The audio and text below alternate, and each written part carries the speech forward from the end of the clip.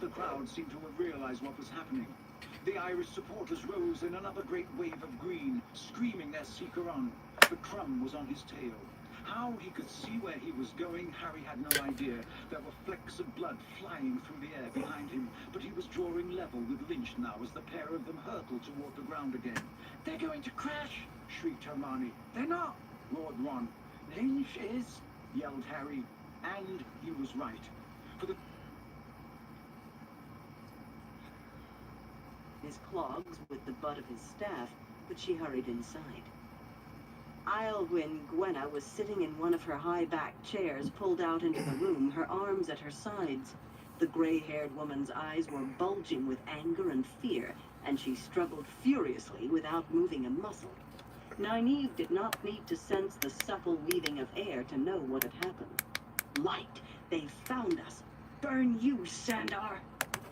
Rage flooded her, washed away the walls inside that usually kept her from the power, and as the basket fell from her hands, she was a white blossom on a blackthorn bush, opening to embrace Saidar, opening...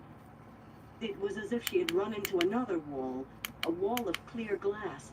She could feel the true source, but the wall stopped everything except the ache to be filled with the one power.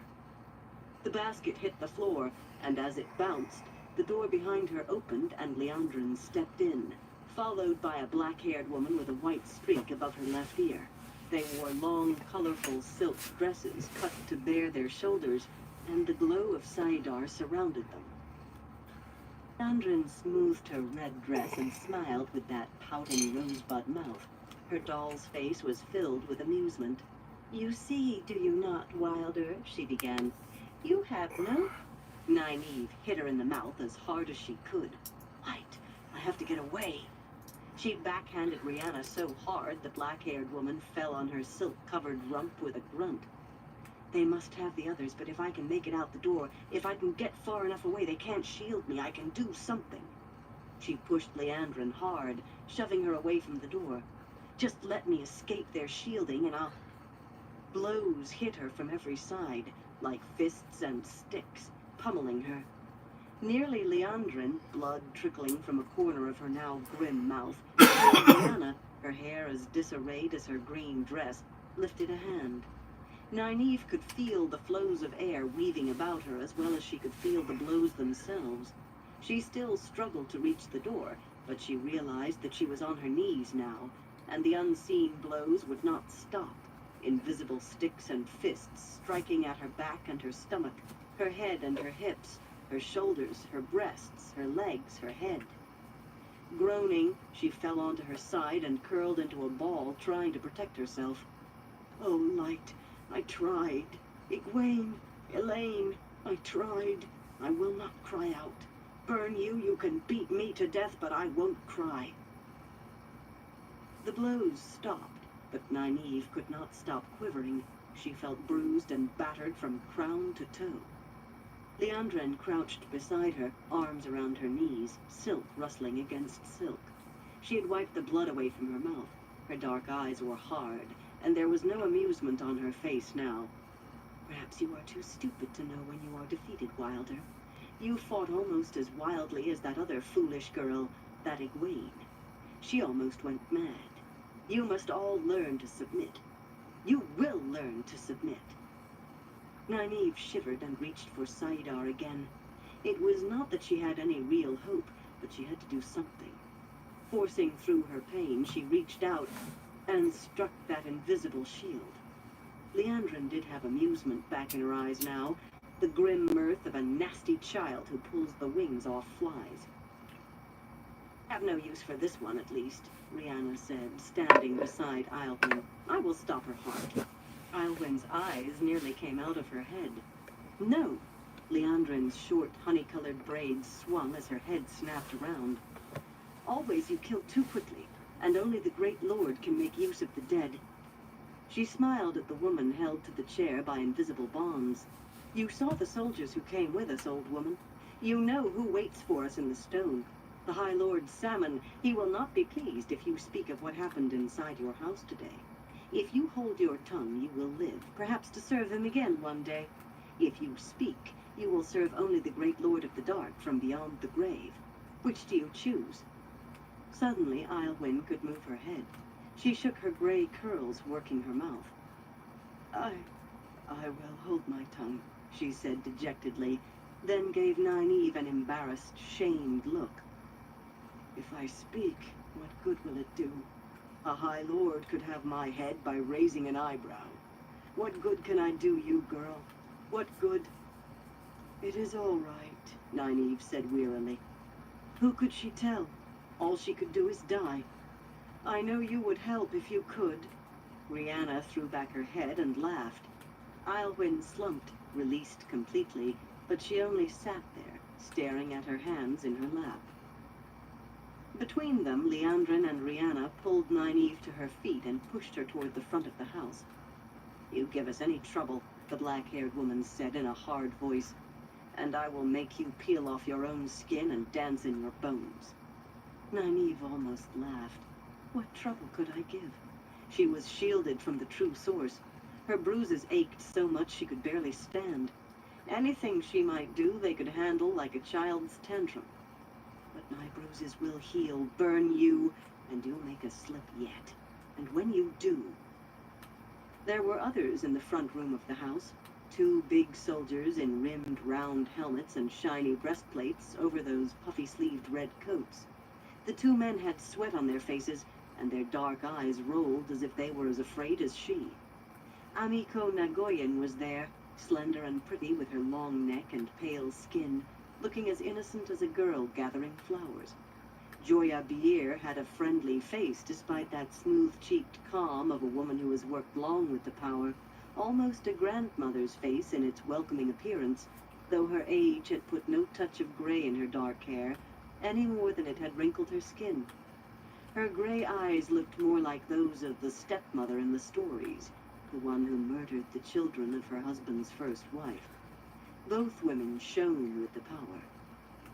Elaine stood between the 2 black sisters with a bruised eye and a swollen cheek and a split lip, one sleeve of her dress torn halfway off. "I am sorry, Nynaeve," she said thickly, as if her jaw hurt. "We never saw them until it was too late." Egwene lay in a crumpled heap on the floor, her face swollen with bruises, almost unrecognizable. As Nynaeve and her escort came in, one of the big soldiers hoisted Egwene over his shoulder. She dangled there as limply as a half-empty barley sack. "What did you do to her?" Nynaeve demanded. "Burn you, what?" Something unseen struck her across the mouth, hard enough to make her eyes go blank for a moment. Now, Joya Bier said, with a smile that her eyes belied. "I will not stand for demands or bad language." She sounded like a grandmother, too. "You speak when you are spoken to." "I told you, the girl, she would not stop fighting, yes?" Liandrin said. "Let it be a lesson to you. If you try to cause any trouble, you will be treated no more gently." Nynaeve ached to do something for Egwene, but she let herself be pushed out into the street. She made them push her. It was a small way of fighting back, refusing to cooperate, but it was all she had at the moment. There were few people in the muddy street, as if everyone had decided it was much better to be somewhere else, and those few scurried by on the other side without a glance at the shiny black lacquered coach standing behind a team of 6 matched whites, with tall white plumes on their bridles. A coachman dressed like the soldiers but without armor or sword sat on the seat, and another opened the door as they appeared from the house. Before he did, Nynaeve saw the sigil painted there, a silver gauntleted fist clutching jagged lightning bolts. She supposed it was High Lord Salmon's sign. A dark friend he must be if he deals with the Black Ajah. The light burn him. But she was more interested in the man who dropped to his knees in the mud at their appearance. "Burn you, Sandar! Why?" She jumped as something that felt like a stick of wood struck her across the shoulders. Joya Bier smiled chidingly and waggled a finger. "You will be respectful, child, or you might lose that tongue." Liandrin laughed. Tangling a hand in Sandar's black hair, she wrenched his head back. He stared up at her with the eyes of a faithful hound, or of a cur expecting a kick. Do not be too hard on this man. She even made man sound like dog. He had to be persuaded to serve. But I am very good at persuading, no? She laughed again. Sandar turned a confused stare on Nynaeve. I had to do it, Mistress Marion. I had to. Leandrin twisted his hair, and his eyes went back to her, the anxious hounds once more. Light, Nynaeve thought. What did they do to him? What are they going to do to us? She and Elaine were bundled roughly into the coach, with Egwene slumped between them, her head lolling, and Leandrin and Rhianna climbed in and took the seat facing forward.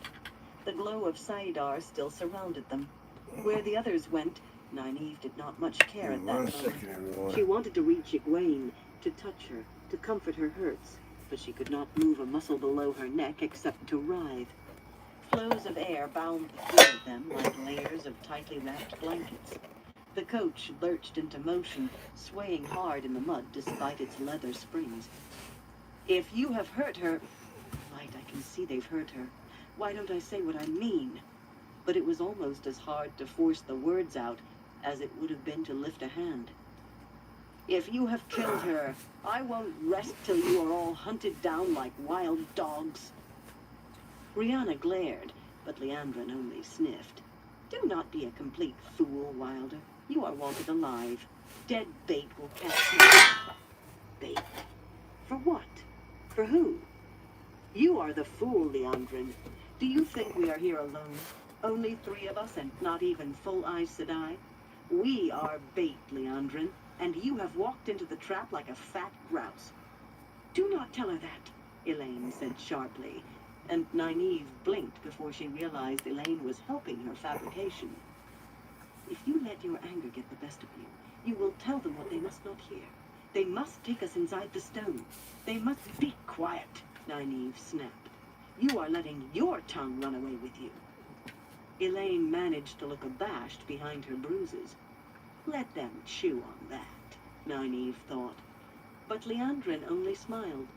Once your time as bait is done, you will tell us everything. You will want to.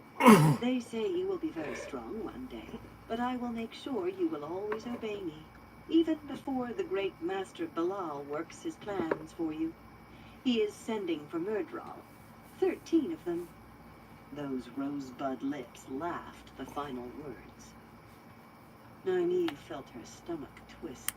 One of the Forsaken, her brain numbed with shock. The Dark One and all the Forsaken are bound in Shayol Ghul, bound by the Creator in the moment of creation. But the catechism did not help. She knew too well how much of it was false. Then the rest of it came home to her. 13 Myrddraal. And 13 sisters of the Black Ajah.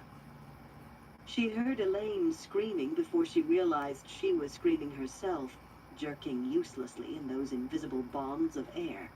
It was impossible to say which was louder, their despairing screams, or the laughter from Leandrin and Rhianna. Chapter 52. In search of a remedy. On the stool in the Gleeman's room, Matt grimaced as Tom coughed again. How are we going to keep looking if he's so bloody sick he can't walk? He was ashamed as soon as he thought it. Tom had been as assiduous in searching as he had, pushing himself day and night when he had to know he was coming down sick. Matt had been so absorbed in his hunt that he had paid too little attention to Tom's coughing. The change from constant rain to steamy heat had not helped it. Come on, Tom, he said. Lopar says there's a wise woman not far. That is what they call a wisdom here. A wise woman. Wouldn't Nynaeve like that? I do not need any foul-tasting concoctions poured down my throat, boy. Tom stuffed a fist through his mustaches in a vain attempt to stop his hacking. You go ahead looking. Just give me a few hours on my bed, and I'll join you. The racking wheezes doubled him over till his head was almost on his knees. So I'm supposed to do all the work while you take your ease? Matt said lightly. How can I find anything without you? You learn most of what we hear. That was not exactly true. Men talked as freely over dice as they did while buying a Gleeman a cup of wine. More freely than they did with a Gleeman hacking so hard they feared contagion. But he was beginning to think that Tom's cough was not going to go away by itself. If the old goat dies on me, who will I play stones with? He told himself roughly. Anyway, your bloody coughing keeps me awake even in the next room. Ignoring the white-haired man's protests, he pulled Tom to his feet. He was shocked at how much of the Gleeman's weight he had to support. Despite the damp heat, Tom insisted on his patch-covered cloak.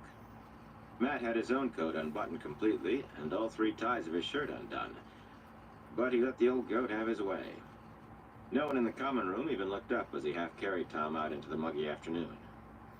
The innkeeper had given simple directions, but when they reached the gate and faced the mud of the mola, Matt almost turned back to ask another wise woman. There had to be more than one in a city this size. Tom's wheezing decided him. With a grimace, Matt stepped off into the mud, half-carrying the Gleeman. He had thought from the directions that they must have passed the wise woman's house on their way up from the dock that first night. When he saw the long, narrow house with bunches of herbs hanging in the windows, right next to a potter's shop, he remembered it. Lopard said something about going to the back door, but he had had enough of mud. And the stink of fish, he thought, frowning at the barefoot men squelching by with their baskets on their backs. There were tracks of horses in the street, too, just beginning to be obliterated by feet and ox carts. Horses pulling a wagon, or maybe a carriage. He had seen nothing but oxen drawing carts or wagons, either one in Tyr. The nobles and the merchants were proud of their fine stock, and never let one be put to anything like work. But he had not seen any carriages since leaving the walled city, either. Dismissing horses and wheel tracks from his mind, he took Tom to the front door and knocked. After a time, he knocked again. Then again. He was on the point of giving up and returning to the White Crescent despite Tom coughing on his shoulder when he heard shuffling footsteps inside. The door opened barely more than a crack, and a stout, gray-haired woman peered out. "What do you want?" she asked in a tired voice. Matt put on his best grin. "Light, but I am getting sick myself at all these people who sound like there's no bloody hope."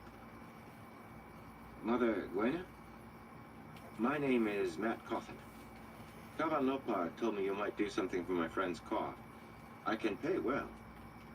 She studied them a moment, seemed to listen to Tom's wheezes, then sighed. "I suppose I can still do that, at least. You might as well come in." She swung the door open and was already plodding toward the back of the house before Matt moved. Her accent sounded so much like the Amerlin's that he shivered, but he followed, all but carrying Tom. "I don't need this," the Gleeman wheezed. "Bloody mixtures always taste like dung." "Shut up, Tom." Leading them all the way to the kitchen, the stout woman rummaged in one of the cupboards, taking out small stone pots and packets of herbs while muttering to herself. Matt sat Tom down in one of the high-backed chairs and glanced through the nearest window. There were 3 good horses tied out back. He was surprised the wise woman had more than one, or any for that matter. He had not seen anyone in Tyr riding except nobles and the wealthy. And these animals looked as if they had cost more than a little silver. Horses again. I don't care about bloody horses now. Mother Gwena brewed some sort of strong tea with a rank smell and forced it down Tom's throat, holding his nose when he tried to complain. Matt decided she had less fat on her than he had thought, from the way she held the Gleeman's head steady in the crook of one arm while she poured the black liquid into him, no matter how hard he tried to stop her. When she took the cup away, Tom coughed and scrubbed at his mouth with equal vigor. "Ah, woman, I don't know whether you mean to drown me or kill me with a taste. You ought to be a bloody blacksmith." "You will take the same twice a day till that hacking is gone," she said firmly. "And I have a salve that I'll rub on your chest every night." Some of the weariness left her voice as she confronted the Gleeman, fists on her broad hips. "That salve stinks as bad as this tea tastes, but you will rub it on, thoroughly, or I'll drag you upstairs like a scrawny carp in a net and tie you to a bed with that cloak of yours. I never had a Gleeman come to me before, and I'll not let the first one that does cough himself to death." glowered and blew out his mustaches with a cough, but he seemed to take her threat seriously. At least he did not say anything, but he looked as if he meant to throw her tea and her salve right back at her. The more this Mother Gwena talked, the more she sounded like the Amerlin to Matt. From the sour look on Tom's face and the steady stare on hers, he decided he had better smooth matters over a little before the Gleeman refused to take her medicines. And she decided to make him. "I knew a woman once who talked like you," he said. "All fish and nets and things. Sounded like you, too. The same accent, I mean. I suppose she's Tyron." "Perhaps." The gray-haired woman suddenly sounded tired again, and she kept staring at the floor. "I knew some girls with the sound of your speech on their tongues, too. 2 of them had it anyway." She sighed heavily. Matt felt his scalp prickle. My luck can't be this good. But he would not bet a copper on 2 other women with 2 Rivers accents just happening to be in Tyr. 3 girls. Young women, named Egwene and Nynaeve and Elaine. That one has hair like the sun and blue eyes. She frowned at him. "Those were not the names they gave," she said slowly. "Yet I suspected they did not give me their true names. But they had their reasons, I thought. One of them was a pretty girl with bright blue eyes and red gold hair to her shoulders." She described Nynaeve with her braid to her waist, and Egwene with her big dark eyes and ruddy smile, too. 3 pretty women as different from one another as they could be. "You see, they are the ones you know," she finished. "I'm sorry, boy." "Why are you sorry? I've been trying to find them for days." "Like I walked right past this place the first night. Right past them. I wanted random. What could be more random than where a ship docks on a rainy night, and where you happen to look in a bloody lightning flash? Burn me, burn me." "Tell me where they are, Mother Gwena." The gray-haired woman stared wearily at the stove where her spouted kettle was steaming. Her mouth worked, but she said nothing. "Where are they?" Matt demanded. "It is important. They are in danger if I don't find them." "You do not understand," she said softly. "You are an outlander. The High Lords—" "I do not care about any—" Matt blinked and looked at Tom. The Gleeman seemed to be frowning, but he was coughing so hard Matt could not be sure. "What do the High Lords have to do with my friends?" "You just do not—" "Don't tell me I do not understand. I will pay for the information." Mother Gwena glared at him. "I do not take money for—" She grimaced fiercely. "You ask me to tell you things I have been told not to speak of. Do you know what will happen to me if I do, and you breathe my name? I will lose my tongue to begin. Then I will lose other parts before the High Lords have what is left of me hung up to scream its last hours as a reminder to others to obey. And it will do those young women no good, not my telling or my dying. I promise I will never mention your name to anyone. I swear it. And I'll keep that oath, old woman, if you'll only tell me where they bloody are. Please, they are in danger." She studied him for a long time. Before she was done, he had the feeling she knew every detail of him. "On that oath, I will tell you. I liked them. But you can do nothing. You are too late, Matrim Cawthon. Too late by nearly 3 hours. They have been taken to the stone. The High Lord Saman sent for them." She shook her head in worried puzzlement. "He sent women who could channel. I hold nothing against Aes Sedai myself, but that is against the law. The law the High Lords made. If they break every other law, they would not break that one. Why would a High Lord send Aes Sedai on his errands? Why would he want those girls at all?" Matt almost burst out laughing. "Aes Sedai, Mother Gwena, you had my heart in my throat, and maybe my liver too. If Aes Sedai came for them, there is nothing to worry about. All 3 of them are going to be Aes Sedai themselves. Not that I like it much, but that's what they—" His grin faded at the heavy way she shook her head. "Boy, those girls fought like lionfish in a net. Whether they mean to be Aes Sedai or not, those who took them treated them like bilge pumpings. Friends do not give bruises like that." He felt his face twisting. Had I hurt them? What in the light? Bloody stone. It makes the palace in Camelin look like walking into a barnyard. Burn me. I stood right out there in the rain and stared at this house. Burn me for a bloody light-blinded fool. If you break your hand, Mother Gwen said, I will splint and poultice it. But if you damage my wall, I will strip your hide like a redfish. Blinked, then looked at his fist and scraped knuckles. He did not even remember punching the wall. The old woman took his hand in a strong grip, but the fingers she used to probe were surprisingly gentle. Nothing broken, she grunted after a while. Her eyes were just as gentle as she studied his face. It seems you care for them. One of them, at least. I suppose it is. I am sorry, Matt Cawthon. Don't be, he told her. At least I know where they are now. All I have to do is get them out. He fished out his last 2 Andoran gold crowns and pressed them into her hand. For Tom's medicines, and for letting me know about the girls. On impulse, he gave her a quick kiss on the cheek and a grin. And that's for me. Startled, she touched her cheek, not seeming to know whether to look at the coins or at him. Get them out, you say? Just like that? Out of the stone? Abruptly, she stabbed him in the ribs with a finger as hard as a tree stub. You remind me of my husband, Matt Cawthon. He was a headstrong fool who would sail into the teeth of a gale and laugh too. I can almost think you'll manage it. Suddenly, she saw his muddy boots, apparently for the first time. It took me 6 months to teach him not to track mud into my house.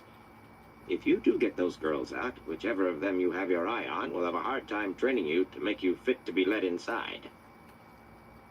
You're the only woman who could do that, he said with a grin that broadened at her glare. Get them out. That's all I have to do. Bring them out of the stone of bloody tear. Tom coughed again. He isn't going into the stone like that. Only how do I stop him? Mother Gwenna, can I leave my friend here?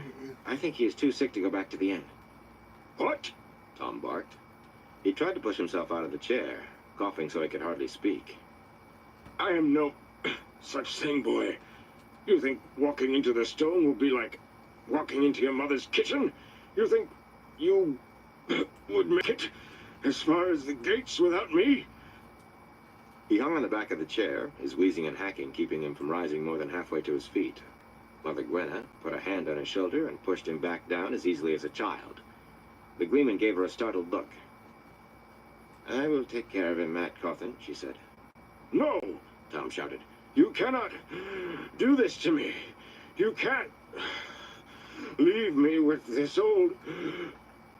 Only her hand on his shoulder kept him from doubling over. Matt grinned at the white-haired man. I've enjoyed knowing you, Tom. As he hurried out into the street, he found himself wondering why he had said that. He isn't going to bloody die. That woman will keep him alive if she has to drag him kicking and screaming out of his grave by his mustaches. Yes, but who's going to keep me alive? Ahead of him, the Stone of Tyr loomed over the city, impregnable, a fortress besieged 100 times, a stone on which 100 armies had broken their teeth. And he had to get inside somehow, and bring out 3 women somehow. With a laugh that made even the sullen folk in the street look at him, he headed back for the White Crescent, uncaring of mud or the damp heat. He could feel the dice tumbling inside his head. Chapter 53. A flow of spirit. Aaron shrugged into his coat as he walked back toward the star through the evening shadows. A good tiredness soaked through his arms and shoulders. Along with more common work, Master Ajala had had him make a large piece of ornamental work, all elaborate curves and scrolls to go on some country lord's new gate. He had enjoyed making something so pretty.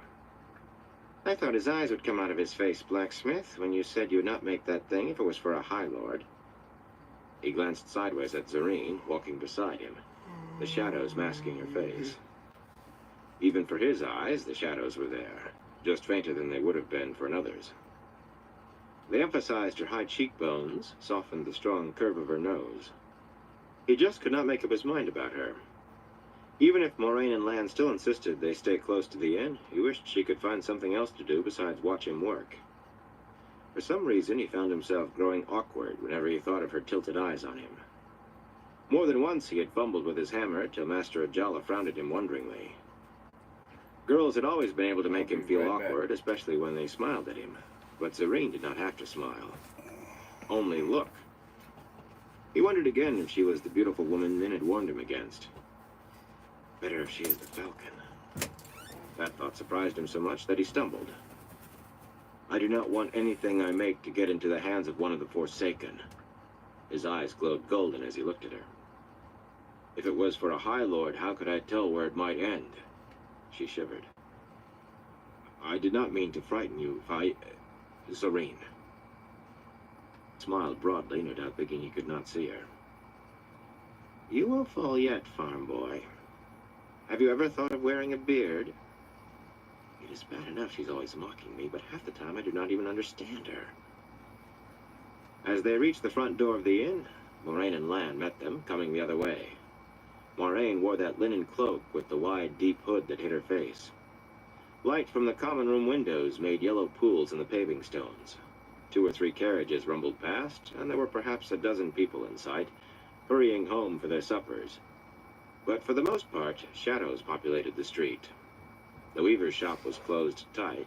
The silence was deafening. And is in Tyr. The Aes Sedai's cool voice issued from the depths of her hood as from a cavern. Are you sure? Baron asked. I have not heard of anything strange happening. No weddings or wells drying up. He saw Zareen frown in confusion. Moraine had not been forthcoming with her, and neither had he. Keeping Loyal's tongue silent had been more difficult. Don't you listen to rumors, blacksmith? The warder said. There have been marriages. As many in the last 4 days as in half a year before. And as many murders as in a whole year. A child fell from a tower balcony today, 100 paces onto stone paving. She got up and ran to her mother without a bruise. The 1st of Mayenne, a guest in the stone since before winter, announced today that she will submit to the will of the High Lords after saying yesterday she would see Mayenne and all its ships burned before one Tyran country lord set foot in the city. They had not brought themselves to torture her, and that young woman has a will like iron. So you tell me if you think it might be Rand's doing. Blacksmith, from top to bottom, Tyr bubbles like a cauldron. These things were not needed to tell me, Moraine said. Perrin, did you dream of Rand last night? Yes, he admitted. He was in the heart of the stone, holding that sword. He felt Zareen shift beside him. But I have been worrying about that so much, it is no wonder I dream of it. I had nothing but nightmares last night. A tall man, Zareen said, with reddish hair and gray eyes, holding something that shines so brightly it hurts your eyes, in a place that is all great red stone columns. Blacksmith, tell me that was not your dream. You see, Moraine said, I have heard this dream spoken of 100 times today.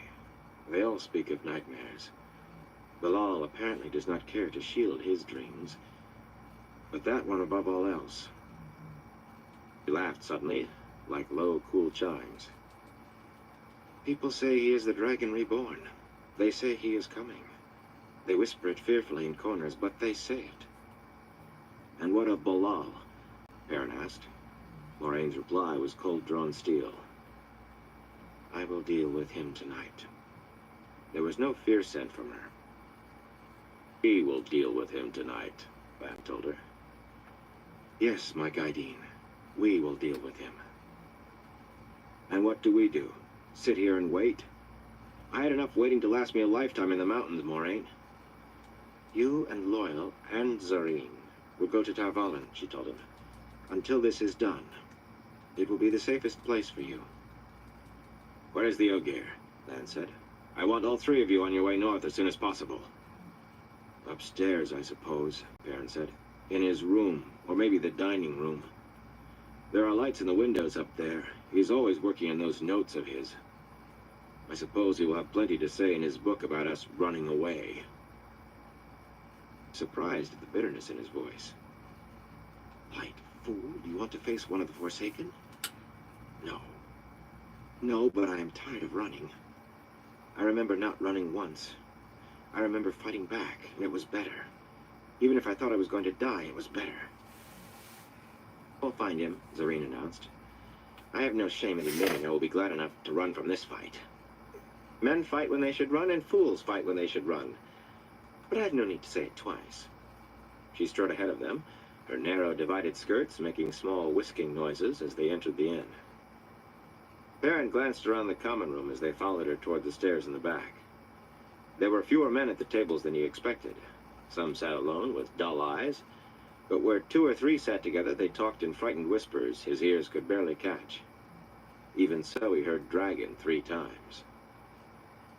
As he reached the top of the stairs, he heard another soft sound, a thump as of something falling in the private dining room.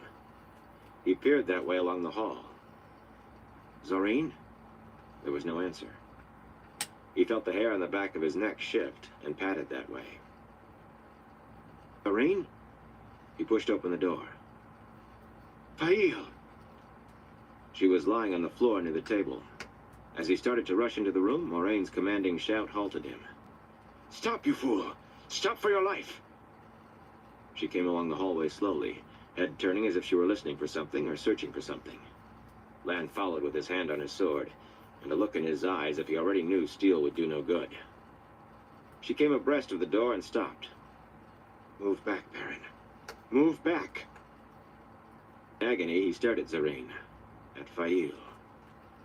She lay there as if lifeless. Finally, he made himself step back from the door, leaving it open, standing where he could see her. She looked as if she were dead. He could not see her chest stir. He wanted to howl. Frowning, he worked his hand, the one he had used to push the door into the room, opening and closing his fingers. It tingled sharply as if he had struck his elbow. Aren't you going to do anything, Moraine? If you will not, I am going to her. Stand still, or you will go nowhere, she said calmly. What is that by her right hand? As if it dropped from her grip when she fell. I cannot make it out. He glared at her, then peered into the room. A hedgehog. It looks like a hedgehog carved out of wood. Moraine, tell me what is going on. What has happened? Tell me! A hedgehog, she murmured. A hedgehog. Be silent, Perrin. I must think. I felt a trigger. I can sense the residues of the flows woven to set it. Spirit. Pure spirit. And nothing else. Almost nothing uses pure flows of spirit. Why does that hedgehog make me think of spirit? You felt what trigger, Moraine? What was set? A trap? Yes, a trap, she said, irritation making tiny cracks in her cool serenity. A trap meant for me. I would have been first into that room if Zareen had not rushed ahead. Lan and I would surely have gone there to plan and wait for supper. I will not wait on supper now. Be quiet if you wish me to help the girl at all. Lan, bring me that innkeeper. The warder flowed away down the stairs. Moraine paced up and down in the hall, sometimes stopping to peer through the door from the depths of her hood. Perrin could see no sign that Zareen lived. Her breast did not stir. He tried listening for her heartbeat, but even for his ears it was impossible. When Lan returned, shoving a frightened Jura Harit ahead of him by the scruff of his fat neck, the Aes Sedai rounded on the balding man. You promised to keep this room for me, Master Harit. Her voice was as hard, as precise as a skinning knife. To allow not even a serving woman to enter to clean unless I was present. Who did you let enter it, Master Harit? Tell me! Harit shook like a bowl of pudding. Only the 2 ladies, mistress. They wished to leave a surprise for you. I swear, mistress. They showed it to me. A little hedgehog. They said you would be surprised. I was surprised, innkeeper, she said softly. Leave me! And if you whisper a word of this, even in your sleep, I will pull this inn down and leave only a hole in the ground. Yes, mistress, he whispered. I swear it. I do swear. Go! The innkeeper fell to his knees in his haste to reach the stairs and went scrambling down with thumps that suggested he fell more than once as he ran. knows I am here, Moraine told the warder. And he has found someone of the Black Ajah to set his trap. Yet perhaps he thinks I am caught in it. It was a tiny flash of the power, but perhaps he is strong enough to have sensed it. Then he will not suspect we are coming, Lan said quietly. He almost smiled. Perrin stared at them, his teeth bared. What about her? He demanded. What was done to her, Moraine? Is she alive? I cannot see her breathe. She is alive, Moraine said slowly. I dare not go close enough to her to tell much beyond that. But she is alive. She sleeps, in a way, as a bear sleeps in the winter. Her heart beats so slowly you could count minutes between. Her breathing is the same. She sleeps. Even from within that hood, he could feel her eyes on him. I fear she is not there, Perrin. Not in her body any longer. Do you mean she is not in her body? Light, you don't mean they took her soul, like the Grey Men? Moraine shook her head, and he drew a relieved breath. His chest hurt as if he had not breathed since she last spoke. Then where is she, Moraine? Do not know, she said. I have a suspicion, but I do not know. A suspicion? A hint? Anything?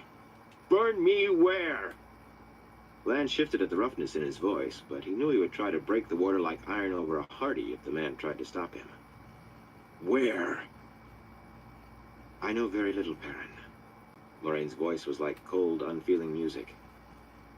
I have remembered the little I know of what connects a carved hedgehog with spirit. The carving is a Tiran Grial, last studied by Corian and Adil, the last dreamer the tower had. The talent called dreaming is a thing of spirit, Perrin. It is not a thing I have ever studied. My talents lie in other ways. I believe that Zareen has been trapped inside a dream, perhaps even the world of dreams, till Aranriad. All that is her is inside that dream. All. A dreamer sends only a part of herself. If Zareen does not return soon, her body will die. Perhaps she will live on in the dream. I do not know. There is too much you don't know, Perrin muttered. He peered into the room and wanted to cry. Zareen looked so small, lying there, so helpless. Fail, I swear I will only call you Fail ever again. Why don't you do something?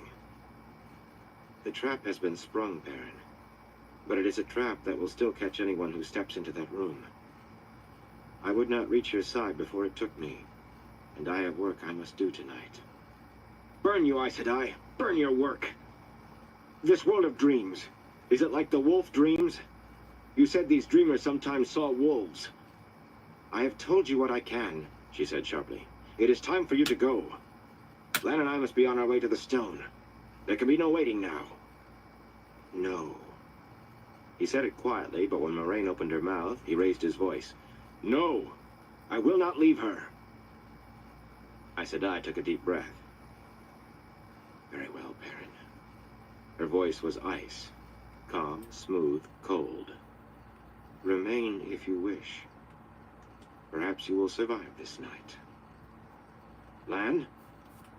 She and the warders strode down the hall to their rooms. In moments they returned, Lan wearing his color-changing cloak, and vanished down the stairs without another word to him. He stared through the open door at Fail.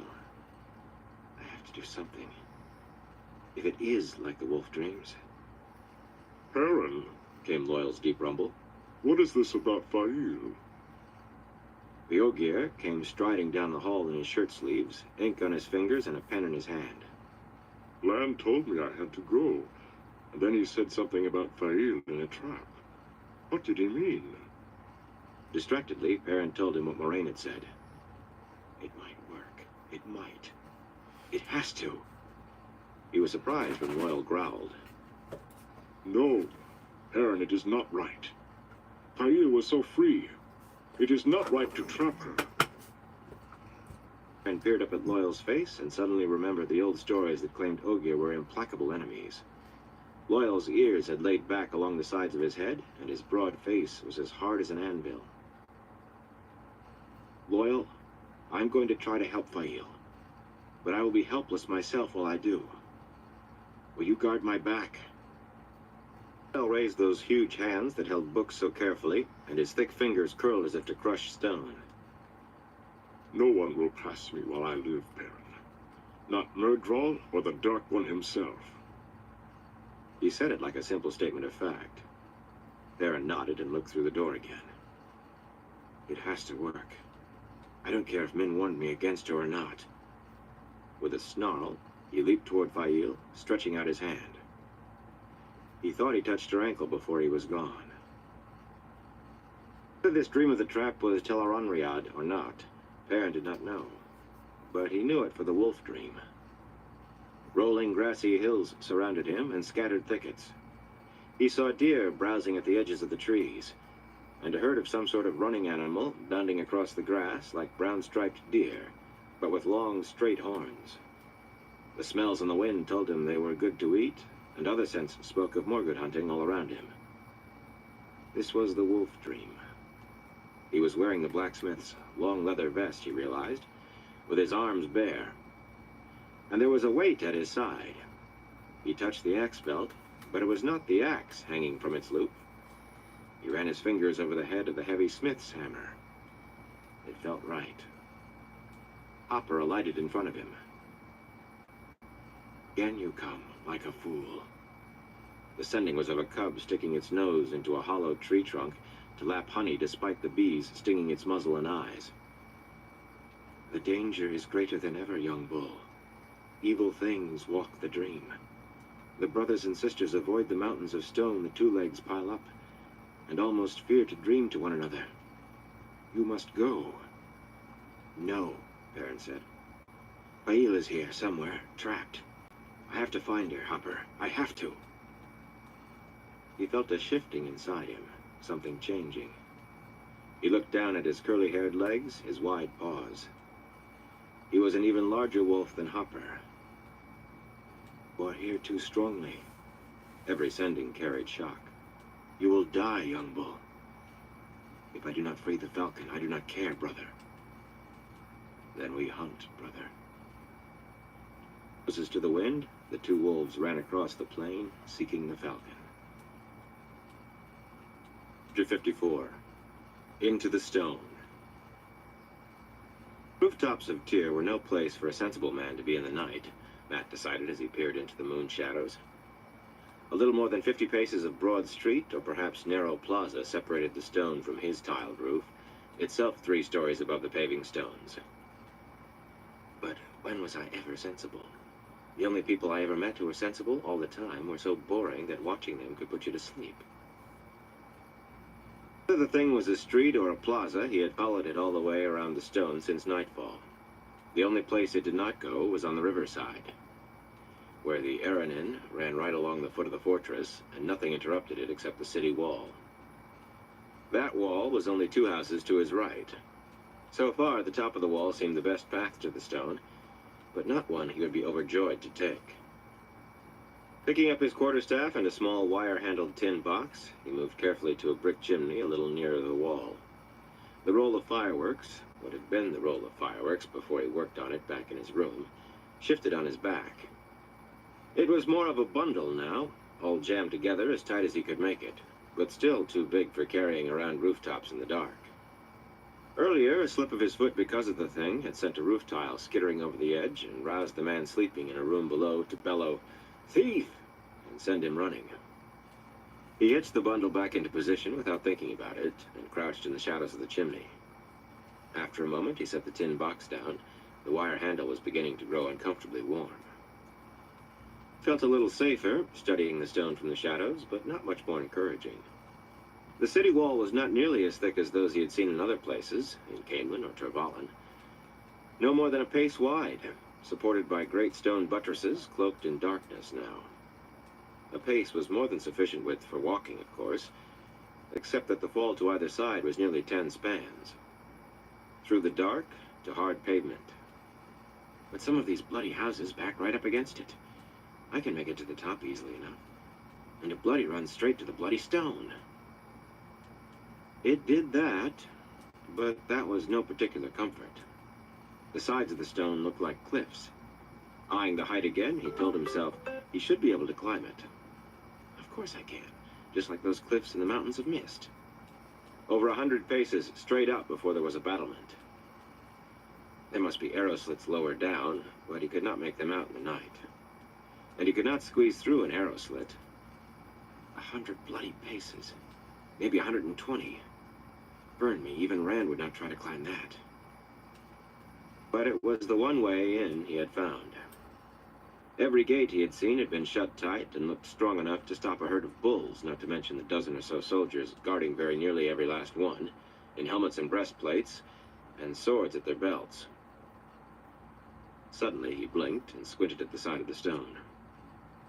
There was some fool climbing it, just visible as a moving shadow in the moonlight, and over halfway up already, with a drop of 70 paces to the pavement under his feet. Fool, is he? Well, I'm as big a one because I'm going up too. Burn me, he'll probably raise an alarm in there and get me caught. He could not see the climber anymore. Who in the light is he? What does it matter who he is? Burn me, but this is a bloody way to win a wager. I'm going to want a kiss from all of them, even Nynaeve. Shifted to peer toward the wall, trying to choose his spot to climb, and suddenly there was steel across his throat. Without thinking, he knocked it away and swept the man's feet out from under him with his staff. Someone else kicked his own feet away, and he fell almost on top of the man he had knocked down. He rolled off onto the roof tiles, loosing the bundle of fireworks. If that falls into the street, I'll break their necks. Staff whirling, he felt it strike flesh, and a second time heard grunts. Then there were two blades at his throat. He froze, arms outflung. The points of short spears, dull so they hardly caught the faint light of the moon at all, pressed into his flesh just short of bringing blood. His eyes followed them up to the faces of whoever was holding them, but their heads were shrouded, their faces veiled in black except for their eyes, staring at him. Burn me. I have to run into real thieves. What happened to my luck? He put on a grin with plenty of teeth so they could see it in the moonlight. I don't mean to trouble you in your work, so if you let me go my way, I'll let you go yours and say nothing. The veiled men did not move, and neither did their spears. I want no more outcry than you. I'll not betray you. They stood like statues, staring down at him. Burn me, I do not have time for this. Time to toss the dice. A chilling moment, he thought the words in his head had been strange. He tightened his grip on the quarterstaff, lying out to one side of him, and almost cried out when someone stepped hard on his wrist. He rolled his eyes to see who. Burn me for a fool, I forgot the one I fell on. But he saw another shape moving behind the one standing on his wrist, and decided maybe it was as well he had not managed to bring the staff into use after all. It was a soft boot, laced to the knee, that rested on his arm. It tugged at his memory. Something about a man met in mountains. He eyed the night-cloaked shape the rest of the way up, trying to make out the cut and colors of his clothes. They seemed all shadow, colors that belonged with the darkness too well to see them clearly. Passed a long-bladed knife at the fellow's waist, right up to the dark veil across his face. A black-veiled face. Black-veiled. Aiel! Burn me. What are bloody Aiel doing here? He had a sinking feeling in his stomach as he remembered hearing that Aiel veiled themselves when they killed. Yes, said a man's voice. We are Aiel. Matt gave a start. He had not realized he had spoken aloud. You dance well for one caught by surprise, a young woman's voice said. He thought she was the one standing on his wrist. Perhaps another day I will have time to dance with you properly. He started to smile. If she wants to dance, they can't be going to kill me at least. Then frowned instead. He seemed to remember Aiel sometimes meant something different when they said that. The spears were pulled back and hands hauled him to his feet. He shook them away and brushed himself off as if he were standing in a common room instead of on a night-cloaked rooftop with 4 Aiel. It always paid to let the other man know you had a steady nerve. The Aiel had quivers at their waists as well as knives, and more of those short spears on their backs with cased bows. the long spear points sticking up above their shoulders. He heard himself humming, "I'm down at the bottom of the well," and stopped it. "Do you do here?" the man's voice asked. With the veils, Matt was not entirely sure which one had spoken. The voice sounded older, confident, used to command. He thought he could pick out the woman at least. She was the only one shorter than he, and that not by much. The others all stood a head taller than he or more. Bloody Aiel, he thought. "We have watched you for some little time," the older man went on. "Watched you watch the stone. You have studied it from every side. Why?" "I could ask the same of all of you," another voice said. Matt was the only one who gave a start as a man in baggy breeches stepped out of the shadows. The fellow appeared to be shoeless, for better footing on the tiles. "Expected to find thieves, not Aiel," the man went on. "But do not think your numbers frighten me." A slim staff no taller than his head made a blur and a hum as he whirled it. "My name is Julin Sundar, and I am a thief catcher. And I would know why you were on the rooftops, staring at the stone." He shook his head. How many bloody people are on the roofs tonight? All that was needed was for Tom to appear and play his harp, or someone to come looking for an inn. A bloody thief-taker? He wondered why the Aiel were just standing there. "You stalk well for a city man," the older man's voice said. "But why do you follow us? We have stolen nothing. Why have you looked so often at the stone tonight yourself?" Even in the moonlight, this Sandar's surprise was evident. He gave a start, opened his mouth, and closed it again as four more Aiel rose out of the dimness behind him. With a sigh, he leaned on his slender staff. "It seems I am caught myself," he muttered. "It seems I must answer your questions." He peered toward the stone and shook his head. "I did a thing today that troubles me." He sounded almost as though he were talking to himself, trying to puzzle it out. "Part of me says it was right, what I did, that I must obey. Surely it seemed right when I did it.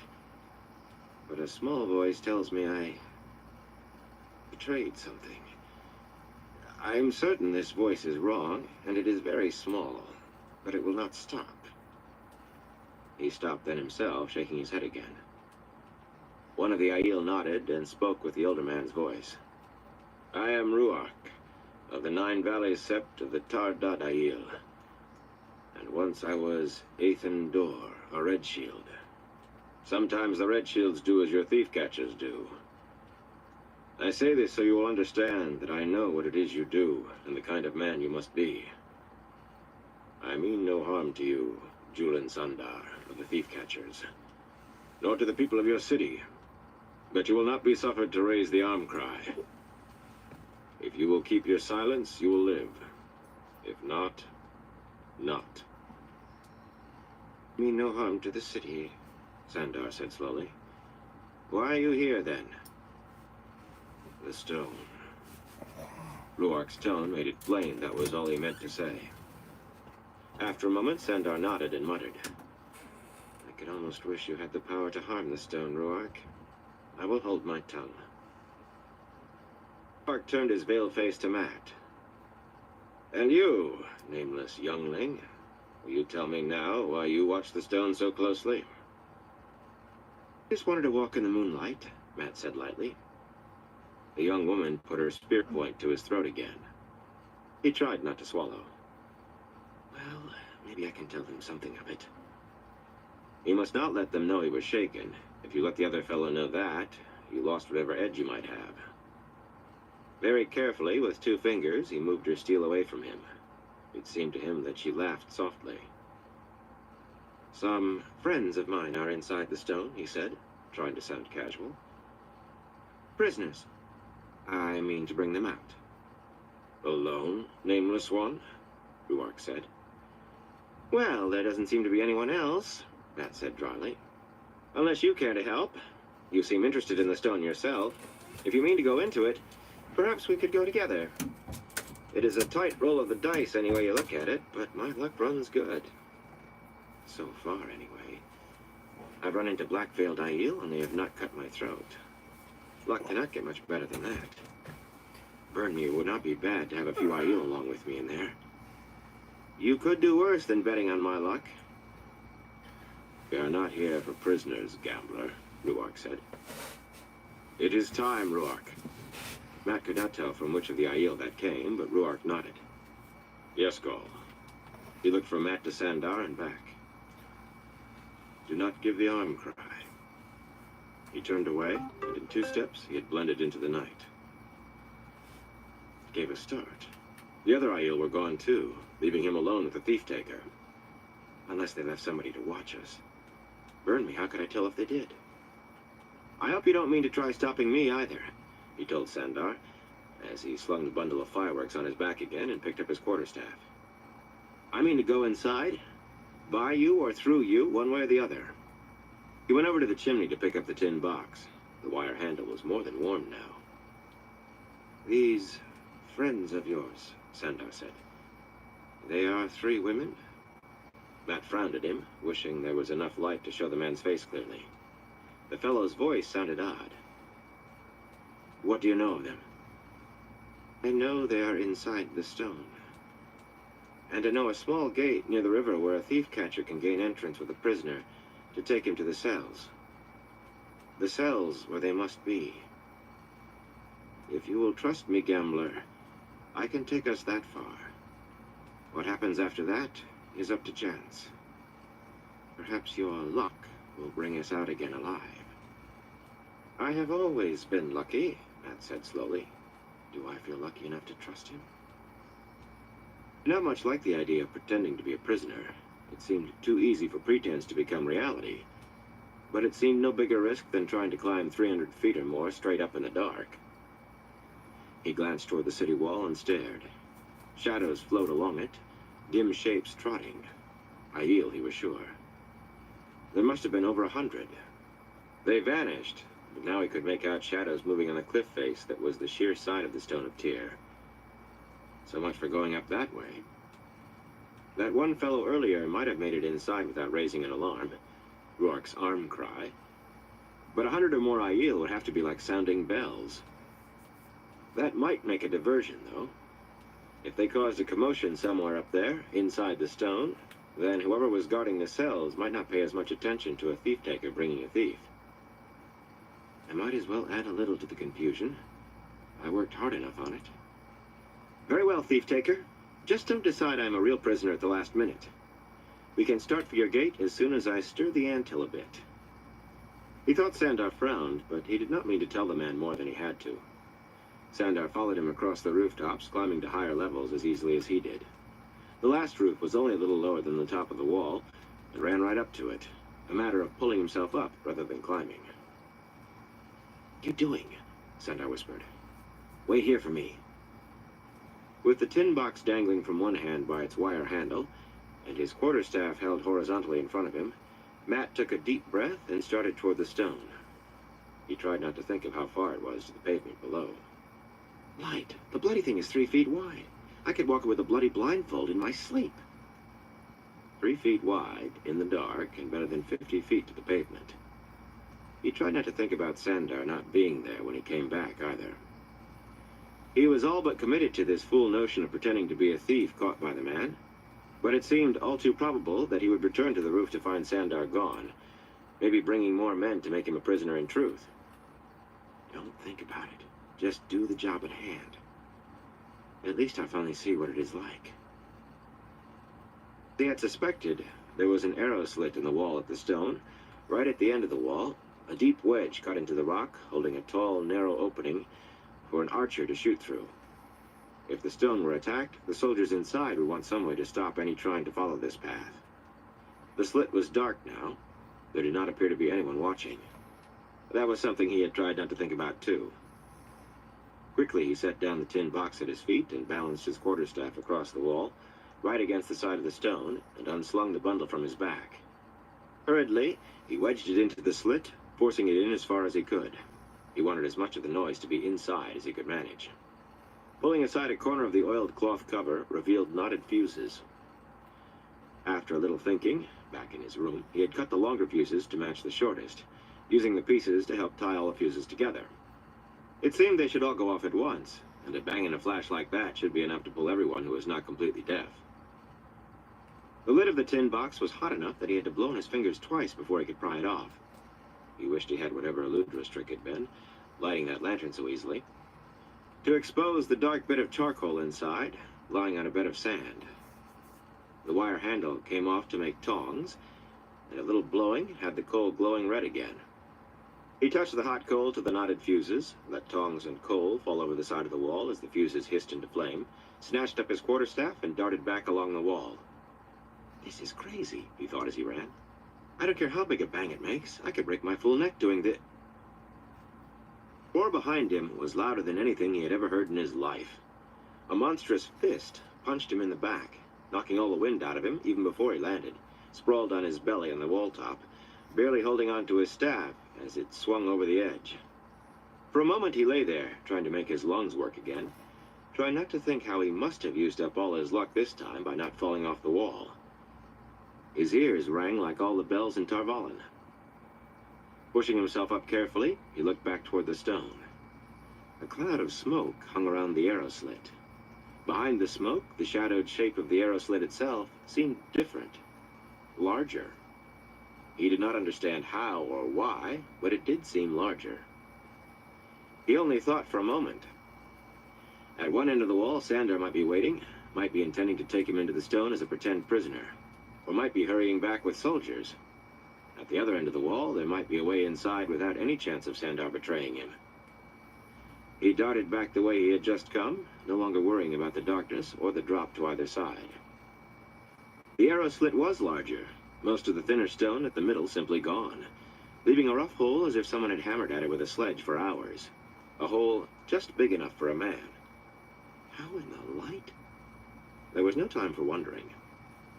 He pushed through the jagged opening, coughing at the acrid smoke, jumped to the floor inside, and had run a dozen steps before defenders of the stone appeared, at least 10 of them, all shouting in confusion. Most wore only their shirts, and none had helmet or breastplate. Some carried lanterns. Some held bared swords. "Fool," he shouted inside his head. "This is why you set the bloody things off in the first place. White-blinded fool!" He had no time to make it back out onto the wall. Quarterstaff spinning, he threw himself at the soldiers before they had a chance to do more than see he was there. Hurled himself into them, smashing at heads, swords, knees, whatever he could reach, knowing they were too many for him to handle alone, knowing that his fool toss of the dice had cost Egwene and the others whatever chance he might have had. Suddenly Sandor was there beside him, in the light of lanterns dropped by men clawing for their swords, his slender staff whirling even faster than Matt's quarterstaff. Caught between two staffmen, taken by surprise, the soldiers went down like pins in a game of bowls. Sandor stared at the fallen men, shaking his head. "Defenders of the stone. I have attacked defenders. They all have my head for... What was it that you did, gambler? That flash of light and thunder breaking stone. Did you call lightning?" His voice fell to a whisper. "Have I joined myself to a man who can channel?" "Fireworks," Matt said curtly. His ears were still ringing, but he could hear more boots coming, running boots thudding on stone. "The cells, man! Show me the way to the cells before any more get here." Sandor shook himself. "This way." He dashed down a side hall, away from the oncoming boots. "We must hurry. They will kill us if they find us." Somewhere above, gongs began to sound an alarm, and more thundered echoes through the stone. "I'm coming," Matt thought as he ran after the thief-taker. "I'll get you out or die, I promise it." Alarm gongs sent echoes crashing through the stone, but Rand paid no more attention to them than he had to the roar that had come before, like muffled thunder from somewhere below. His side ached. The old wound burned, strained almost to tearing by the climb up the side of the fortress. He gave the pain no heed either. A crooked smile was fixed on his face, a smile of anticipation and dread he could not have wiped away if he had wanted to. It was close now. What he had dreamed of. Kalandor. "I will finish it at last. One way or another, it will be done with. The dreams finished. The baiting and the taunting and the hunting. I'll finish it all. Laughing to himself, he hurried through the dark corridors of the Stone of Tyr. Egwene put a hand to her face, wincing. Her mouth had a bitter taste and she was thirsty. Rand? What? Why was I dreaming about Matt again, all mixed with Rand, and shouting that he was coming? What? She opened her eyes, stared at the gray stone walls, one smoky rush torch casting flickering shadows, and screamed as she remembered it all. No! I will not be chained again! I won't be collared! No! Nynaeve and Elaine were beside her in an instant, their bruised faces too worried and fearful for the soothing sounds they made to be believed. But just the fact that they were there was enough to still her screams. She was not alone. A prisoner, but not alone, and not collared. She tried to sit up, and they helped her. They had to help her. She ached in every muscle. She could remember every unseen blow during the frenzy that had all but driven her mad when she realized, I will not think about that. I have to think about how we are to escape. She slid backwards until she could lean against a wall. Her pains fought with weariness. That struggle when she had refused to give in had taken every last scrap of her strength, and the bruises seemed to sap even more. The cell was absolutely empty except for the three of them and the torch. The floor was bare and cold and hard. The door of rough planks, splintered as if countless futile fingers had clawed at it, was the only break in the walls. Messages had been scratched in the stone, most by unsteady hands. The light have mercy and let me die, one read. She blanked that out of her head. Are we still shielded? She mumbled. Even talking hurt. Even as Elaine nodded, she realized she had not had to ask. The swollen cheek on the golden-haired woman, her split lip and black eye were answer enough, even if her own pains had not been. If Nynaeve had been able to reach the true source, they surely would have been healed. I have tried, Nynaeve said despairingly. I have tried and tried and tried. She gave her braid a sharp tug, anger seeping through despite the hopeless fear in her voice. One of them is sitting outside. Amiko, that milk-faced chit, if they have not changed since we were thrown in here. I suppose one is enough to maintain the shielding once it has been woven. She barked a bitter laugh. For all the pains they took and gave to take us, you would think we were of no importance at all. It has been hours since they slammed that door behind us, and no one has come to ask a question, or look, or even bring a drop of water. Perhaps they mean to leave us here until we die of thirst. Wait, Elaine's voice quavered, though she was obviously trying to sound unafraid, and failing miserably. Liandrin said, we are bait. Bait for what? Nynaeve asked shakily. Bait for who? If I am bait, I'd like to shove myself down their throats till they choke on me. Rand. Egwene stopped to swallow. Even a drop of water would be welcome. I dreamed about Rand and Kalendor. I think he is coming here. But why did I dream of Matt and Perrin? It was a wolf, but I am sure it was him. Do not be so afraid, she said, trying to sound confident. We will escape them somehow. If we could better the Shan-Chan, we can best Liandrin. Nynaeve and Elaine exchanged looks over her. Nynaeve said, Liandrin said, 13 Myrddraal are coming, Egwene. She found herself staring at that message scratched on the stone wall again. The light have mercy and let me die. Her hands clenched into fists, her jaws cramped with the effort of not screaming those words. Better to die. Better death than being turned to the shadow, made to serve the Dark One. She realized that one of her hands had tightened around the pouch at her belt. She could feel the two rings inside, the small circle of the Great Serpent, and the larger twisted stone ring. They did not take the ter'angreal, she said wonderingly. She fumbled it out of her pouch.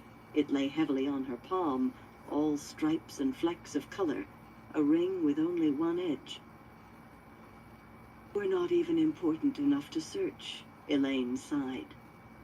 Egwene, are you certain Rand is coming here? I would much rather free myself than wait for the chance of him. But if there is anyone who can defeat Liandrin and the rest of them, it must be him. The Dragon Reborn is meant to wield Kalandor. He must be able to defeat them. Not if we pull him into a cage after us, Nynaeve muttered. Not if they have a trap set he does not see.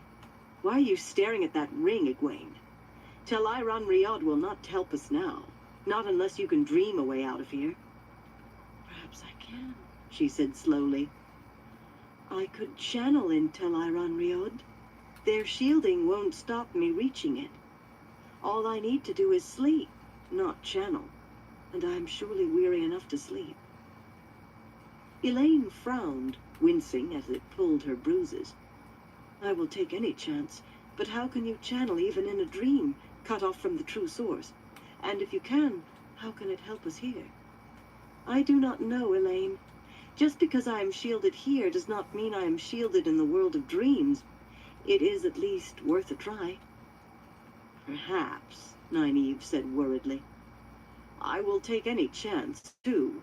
But you saw Liandrin and the others the last time you used that ring. And you said they saw you, too. What if they are there again? I hope they are, Egwene said grimly. I hope they are. Catching the ter'angreal in her hand, she closed her eyes. She could feel Elaine smoothing her hair, hear her murmuring softly. Nynaeve began to hum that wordless lullaby from her childhood. For once she felt no anger at it at all. The soft sounds and touches soothed her, let her surrender to her weariness, let sleep come. She wore blue silk this time, but she barely noticed more than that. Soft breezes caressed her unbruised face and sent the butterflies swirling above the wildflowers. Her thirst was gone, her aches. She reached out to embrace saidar and was filled with the one power. Even the triumph she felt at succeeding was small beside the surging of the power through her. Reluctantly, she made herself release it, closed her eyes, and filled the emptiness with a perfect image of the heart of the stone. That was the one place in the stone she could picture aside from her cell, and how to distinguish one featureless cubicle from another. When she opened her eyes, she was there, but she was not alone. The form of Joya Bier stood before Kalandor, her shape so insubstantial that the surging light of the sword shone through her. The crystal sword no longer merely glittered with refracted light. In pulses it glowed, as if some light inside it were being uncovered, then covered, and uncovered again. The Black Sister started with surprise and spun to face Egwene. How? You are shielded. Your dreaming is at an end. Before the first words were out of the woman's mouth, Egwene reached for saidar again, Hey, wove the Christopher, how you complicated doing? flow of spirit as she remembered it being used against her, and cut Joya Bier you're off doing from the well. source. The dark friend's eyes widened, those cruel eyes so incongruous in that beautiful, kindly face. But Egwene was already weaving air. The other woman's form might seem like mist, but the bonds held it. It seemed to Egwene that there was no effort involved in holding both flows in their weaving. There was sweat on Joya Bier's forehead as she walked closer. You have a ter'angreal face, but her voice fought to hide it. That must be it. A ter'angreal that escaped us, and one that does not require channeling. Do you think it will do you any good, girl? Whatever you do here, it cannot affect what happens in the real world. Tel'aran Riyadh is a dream. When I wake, I will take your ter'angreal from you myself. Be careful what you do, lest I have reason to be angry when I come to your cell. Egwene smiled at her. Are you certain you will wake, dark friend?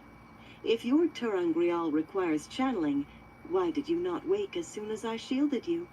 Perhaps you cannot wake so long as you are shielded here. Her smile faded away. The effort of smiling at this woman was more than she could bear. A woman once showed me a scar she received in Tel'aran Riyadh, dark friend. What happens here is still real when you wake. Sweat rolled down the Black Sister's smooth, ageless face now. Egwene wondered if she thought she was about to die. She almost wished she were cruel enough to do that. Most of the unseen blows she had received had come from this woman, like a pounding of fists, for no reason more than that she had kept trying to crawl away, no reason more than that she had refused to give up. A woman who can give such beatings, she said, should have no objections to a milder one. She wove another flow of air quickly. Joya Bier's dark eyes bulged in disbelief as the first blow landed across her hips. Egwene saw how to adjust the weaving so she did not have to maintain it. You will remember this and feel it when you waken, when I allow you to waken. Remember this, too. If you ever even try to beat me again, I will return you here and leave you for the rest of your life. Black Sister's eyes stared hate at her, but there was a suggestion of tears in them, too. Egwene felt a moment of shame. Not at what she was doing to Joya. The woman deserved every blow, if not for her own beating, then for the deaths in the tower. Not that, not really, but because she had spent time on her own revenge while Nynaeve and Elaine were sitting in a cell, hoping against hope that she might be able to rescue them. She tied off and set the flows of her weavings before she knew she had done it, then paused to study what she had done. 3 separate weavings, and not only had it been no trouble to hold them all at once, but now she had done something so they would maintain themselves. She thought she could remember how, too, and it might be useful. After a moment, she unraveled one of the weavings, and the Dark Friend sobbed as much from relief as from pain. I am not like you, Egwene said. This is the second time I have done something like this, and I do not like it. I'm going to have to learn to cut throats instead. From the Black Sister's face, she thought Egwene meant to start learning with her. Making a disgusted sound, Egwene left her standing there, trapped and shielded, and hurried into the forest of polished redstone columns. There had to be a way down to the cells somewhere. Stone Corridor fell silent as the final dying scream was cut off by Young Bull's jaws closing on the two legs' throat, crushing it. The blood was bitter on his tongue. He knew this was the Stone of Tyr, though he could not say how he knew. The two legs lying around him, one kicking his last with Hopper's teeth buried in his throat, had smelled rank with fear as they fought. They had smelled confused. He did not think they had known where they were. They certainly did not belong in the Wolf Dream, but they had been set to keep him from that tall door ahead with its iron lock. To guard it, at least. They had seemed startled to see wolves. He thought they had been startled at being there themselves. Wiped his mouth, then stared at his hand with a momentary lack of comprehension. He was a man again. He was Perrin. Back in his own body, in the blacksmith's vest, with the heavy hammer at his side. We must hurry, young bull. There is something evil near. Perrin pulled the hammer from his belt as he strode to the door. Faile must be here. One sharp blow shattered the lock. He kicked open the door. The room was empty except for a long stone block in the middle of the floor. Faile lay on that block as if sleeping, her black hair spread out like a fan, her body so wrapped in chains that it took him a moment to realize she was unclothed. Every chain was held to the stone by a thick bolt. He was hardly aware of crossing the space until his hand touched her, tracing her cheekbone with a finger. She opened her eyes and smiled up at him. Kept dreaming you would come, blacksmith. I will have you free in a moment, Faile. He raised his hammer, smashed one of the bolts as if it were wood. I was sure of it, Perrin. As his name faded from her tongue, she faded too. With a clatter, the chains dropped to the stone where she had been. No! He cried. I found her! The dream is not like the world of flesh, young bull. Here, the same hunt can have many endings. He did not turn to look at Hopper. He knew his teeth were bared in a snarl. Again he raised the hammer, brought it down with all his strength against the chains that had held Faile. The stone block cracked in two under his blow. The stone itself rang like a struck bell. "Then I will hunt again," he growled. Hammer in hand, Perrin strode out of the room with Hopper beside him. The stone was a place of men, and men, he knew, were crueler hunters than ever wolves were. Alarm gongs somewhere above sent sonorous clangs down the corridor, not quite drowning out the ring of metal on metal and the shouts of fighting men rather closer. The Aiel and the defenders, Matt suspected. Tall golden lampstands, each with 4 golden lamps, lined the hall where Matt was, and silk tapestries of battle scenes hung on the polished stone walls. There were even silk carpets on the floor, dark red on dark blue, woven in the Tyran maze. For once, Matt was too busy to put a price on anything. "This bloody fellow is good," he thought, as he managed to sweep a sword thrust away from him. But the blow he aimed at the man's head with the other end of the staff had to turn into another block of that darting blade. I wonder if he is one of these bloody High Lords.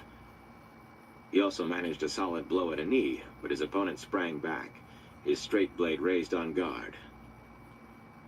Blue-eyed man certainly wore the puffy-sleeved coat, yellow with thread of gold stripes, but it was all undone, his shirt only half tucked into his breeches, and his feet bare. His short-cropped, dark hair was tousled, like that of a man roused hastily from sleep. But he did not fight like it. 5 minutes ago, he had come darting out from one of the tall carved doors that lined this hall, a scabbardless sword in his hands. And Matt was only grateful the fellow had appeared in front of them and not behind. He was not the first man dressed so that Matt had faced already, but he was surely the best. "Can you make it past me, thief catcher?" Matt called, careful not to take his eyes off the man waiting for him with blade poised to strike. Sandar had insisted irritably on thief catcher, not thief taker, though Matt could not see any difference. "I cannot," Sandar called from behind him. "If you move to let me by, you will lose room to swing that oar you call a staff, and he will spit you like a grunt." "Like a what?" "Well, think of something, tyrant. This ragamuffin is grating my nerves." The man in the gold-striped coat sneered. "Will be honored to die on the blade of the High Lord Darlin, peasant, if I allow it so." It was the first time he had deigned to speak. "Instead, I think I will have the pair of you hung by the heels, and watch while the skin is stripped from your bodies." "I don't think I'd like that," Matt said. The High Lord's face reddened with indignation at being interrupted, but Matt gave him no time for any outraged comment. Quarterstaff whirling in a tight double-loop weave, so quick the staff blurred at the ends, he leaped forward. It was all the snarling Darlin could do to keep the staff from him. For the moment. Matt knew he could not keep this up very long, and if he was lucky then, it would all go back to the strike and counter-strike. If he was lucky. But he had no intention of counting on luck this time. As soon as the High Lord had a moment to set himself in a pattern of defense, Matt altered his attack in mid-whirl. The end of the staff Darlin had been expecting at his head dipped instead to sweep his legs out from under him. The other end did strike at his head then, as he fell, a sharp crack that rolled his eyes back up in his head. Panting, Matt leaned on his staff over the unconscious High Lord. Nice.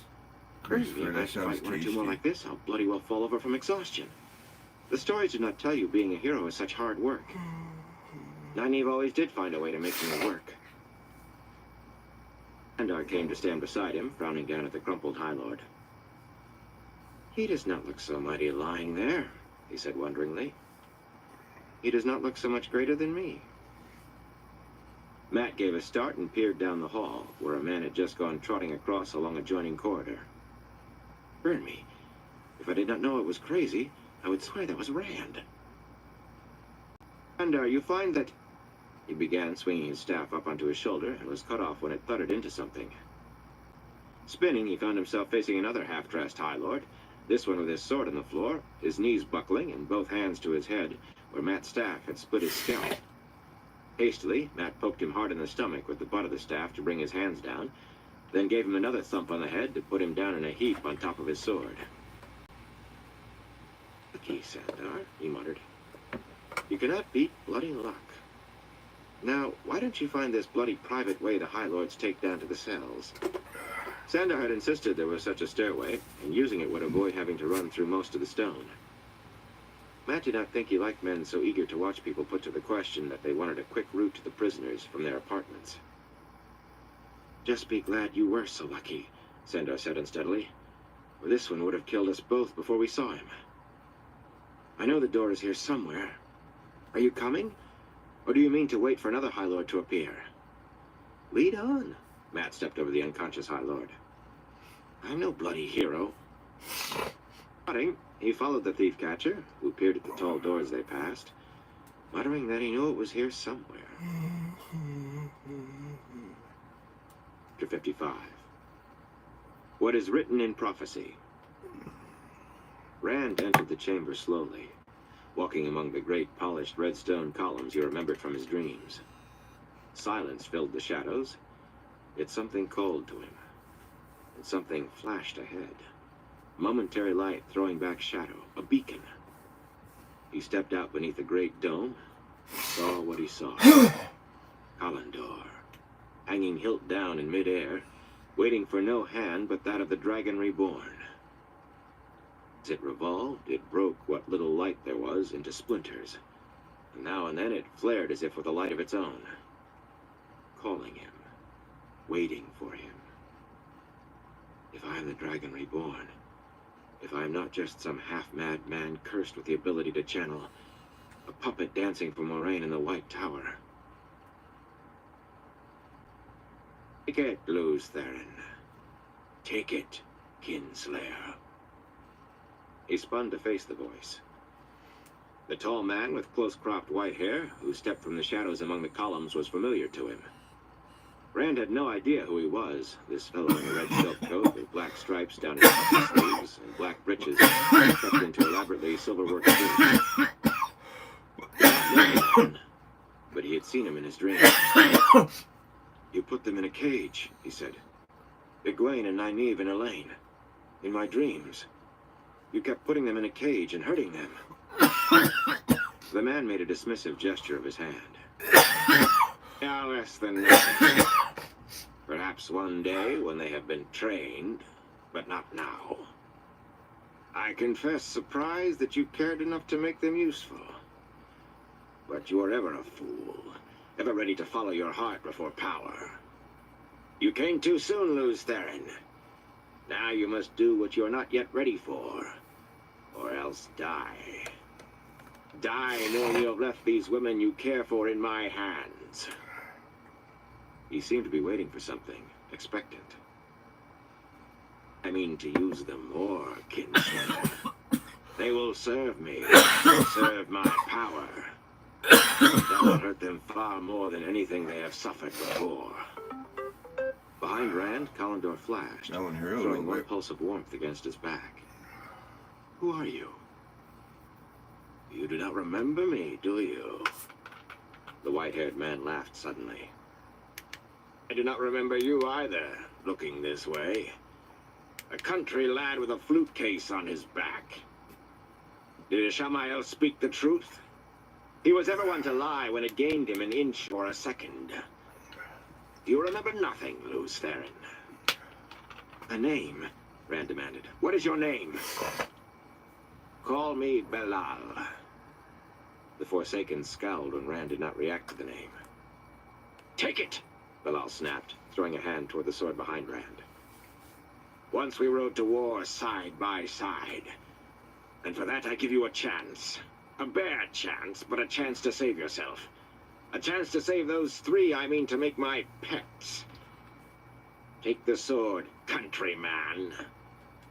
Perhaps it will be enough to help you survive me." Rand laughed. "Do you believe you can frighten me so easily, Forsaken? Baalzamon himself has hunted me. Do you think I will cower now for you? Grovel before a Forsaken when I have denied the Dark One to his face?" "Is that what you think?" Belal said softly. "Truly you know nothing." Suddenly there was a sword in his hands. A sword with a blade carved from black fire. "Take it! Take Kalandor! 3,000 years while I lay imprisoned, it has waited there. For you.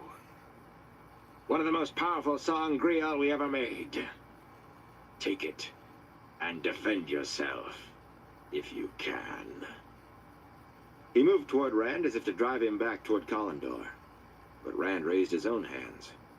saidin filled him. Sweet, rushing flow of the power, stomach-wrenching vileness of the taint.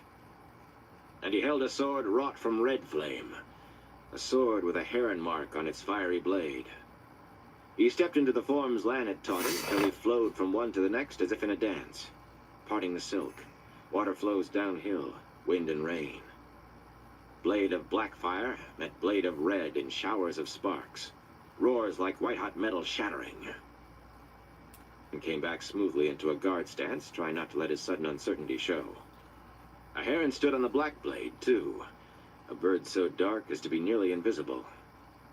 Once he had faced a man with a heron-marked blade of steel, and barely survived. He knew that he himself had no real right to the Blade Master's mark. It had been on the sword his father had given him. And when he thought of a sword in his hands, he thought of that sword. Once he had embraced death, as the warder had taught, but this time, he knew, his death would be final. Bilal was better than he with the sword, stronger, faster, a true Blade Master. Forsaken laughed, amused, swinging his blade in quick flourishes to either side of him. The black fire roared as if swift passage through the air quickened it. "You were a greater swordsman once, Lews Therin," he said mockingly. "Do you remember when we took that tame sport called swords and learned to kill with it, as the old volumes said men once had?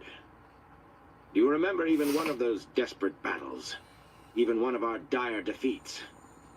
Of course not. You remember nothing, do you? This time you have not learned enough. This time, Lews Therin, I will kill you." Bilal's mockery deepened. "Perhaps if you take Kalendor, you might extend your life a little longer. Yeah, A cheers, little Chris. longer." He came forward slowly, almost as if to give Rand time to do just that. Turning right to Kalendor, to the sword that couldn't be touched, to take it. But the doubts were still strong in Rand. Kalendor could only be touched by the Dragon Reborn. He had allowed them to proclaim him so for 100 reasons that seemed to leave him no choice at the time. But was he truly the Dragon Reborn? If he raced to touch Kalendor in truth, not in a dream, would his hand meet an invisible wall, while Bilal cut him down from behind?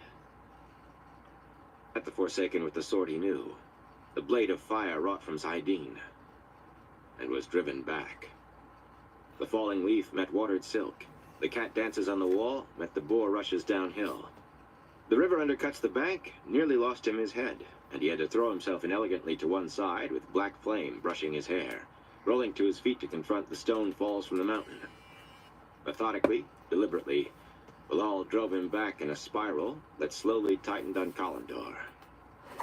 Shouts echoed among the columns, screams, the clash of steel, but Rand barely heard. He and Bilal were no longer alone in the heart of the stone. Men in breastplates and rimmed helmets fought with swords against shadowy, veiled shapes that darted among the columns with short spears stabbing.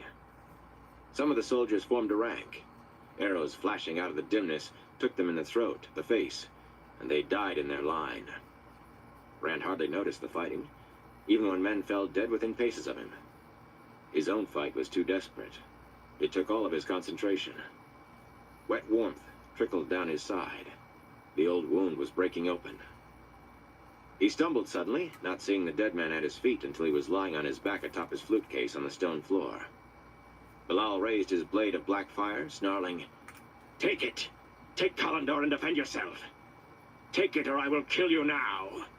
If you will not take it, I will slay you!" "No!" Even Bilal gave a start at the command in that woman's voice. The Forsaken stepped back out of the arc of Rand's sword and turned his head to frown at Moraine as she came striding through the battle, her eyes fixed on him, ignoring the screaming deaths around her.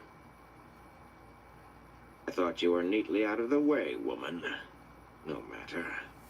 You are only an annoyance, a stinging fly. Bite me. I will cage you with the others and teach you to serve the Shadow with your puny powers." He finished with a contemptuous laugh and raised his free hand. Moraine had not stopped or slowed while he spoke. She was no more than 30 paces from him when he moved his hand, and she raised both of hers as well. There was an instant of surprise in the Forsaken's face, and he had time to scream, "No!" Then a bar of white flame, hotter than the sun, shot from the Aes Sedai's hands, a glaring rod that banished all shadows. Before it, Belial became a shape of shimmering motes, specks dancing in the light for less than a heartbeat, flecks consumed before his cry faded. There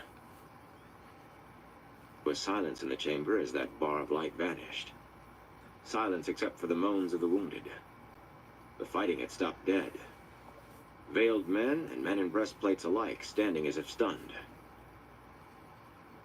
"Was right concerning one thing," Moraine said, as coolly serene as if she were standing in a meadow.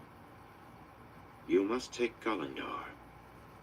He meant to slay you for it, but it is your birthright. Better by far that you knew more before your hand held that hilt. Yet you have come to the point now, and there's no further time for learning. Get Rand." I'll be right back. Whips of black lightning curled around her. She screamed as they lifted her, hurled her to slide along the floor like a sack until she came up against one of the columns. Rand stared up at where the lightning had come from. There was a deeper shadow up there, near the top of the columns. A blackness that made all other shadows look like noonday, and from it, 2 eyes of fire stared back at him. Slowly the shadow descended, resolving into Baalzamon, clothed in dead black, like a Myrddraal's black. Yet even that was not so dark as the shadow that clung to him. He hung in the air, 2 spans above the floor, glaring at Rand with a rage as fierce as his eyes. "Twice in this life I have offered you the chance to serve me living." Flames leaped in his mouth as he spoke, and every word roared like a furnace. "Twice you have refused and wounded me. Now you will serve the Lord of the Grave in death. Die, Lews Therin Kinslayer. Die, Rand al'Thor. It is time for you to die. I take your soul." Baalzamon put forth his hand. Rand pushed himself up, threw himself desperately toward Kalendor, still glittering and flashing in midair. He did not know whether he could reach it, or touch it if he did, but he was sure it was his only chance. Baalzamon's blow struck him as he leapt, struck inside him, a ripping and crumpling, tearing something loose, trying to pull a part of him away. Rand screamed.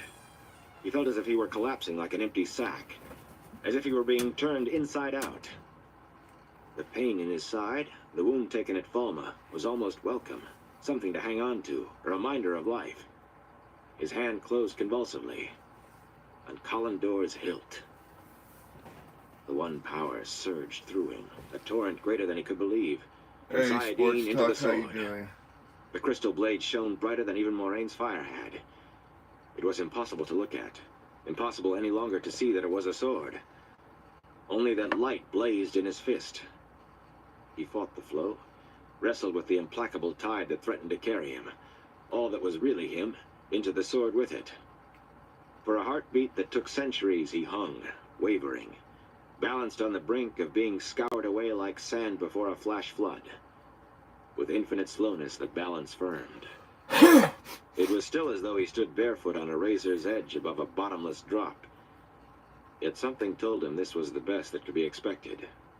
To channel this much of the power, he must dance on that sharpness, as he had danced the forms of the sword. Turned to face Baalzamon. The tearing within him had ceased as soon as his hand touched Kalendor. Only an instant had passed, yet it seemed to have lasted forever. "You will not take my soul," he shouted. "This time, I mean to finish it once and for all. I mean to finish it now." Baalzamon fled, man and shadow vanishing. For a moment, Rand stared, frowning. There had been a sense of folding as Baalzamon left. A twisting, as if Baalzamon had in some way bent what was. Ignoring the men staring at him, ignoring Moraine crumpled at the column base, Rand reached out, through Kalendor, and twisted reality to make a door to somewhere else. Not know to where, except that it was where Baalzamon had gone. "I am the hunter now," he said. and stepped through. The stone shook under Egwene's feet. The stone shook. It rang. She caught her balance and stopped, listening. There was no more sound, no other tremor. Whatever had happened, it was over.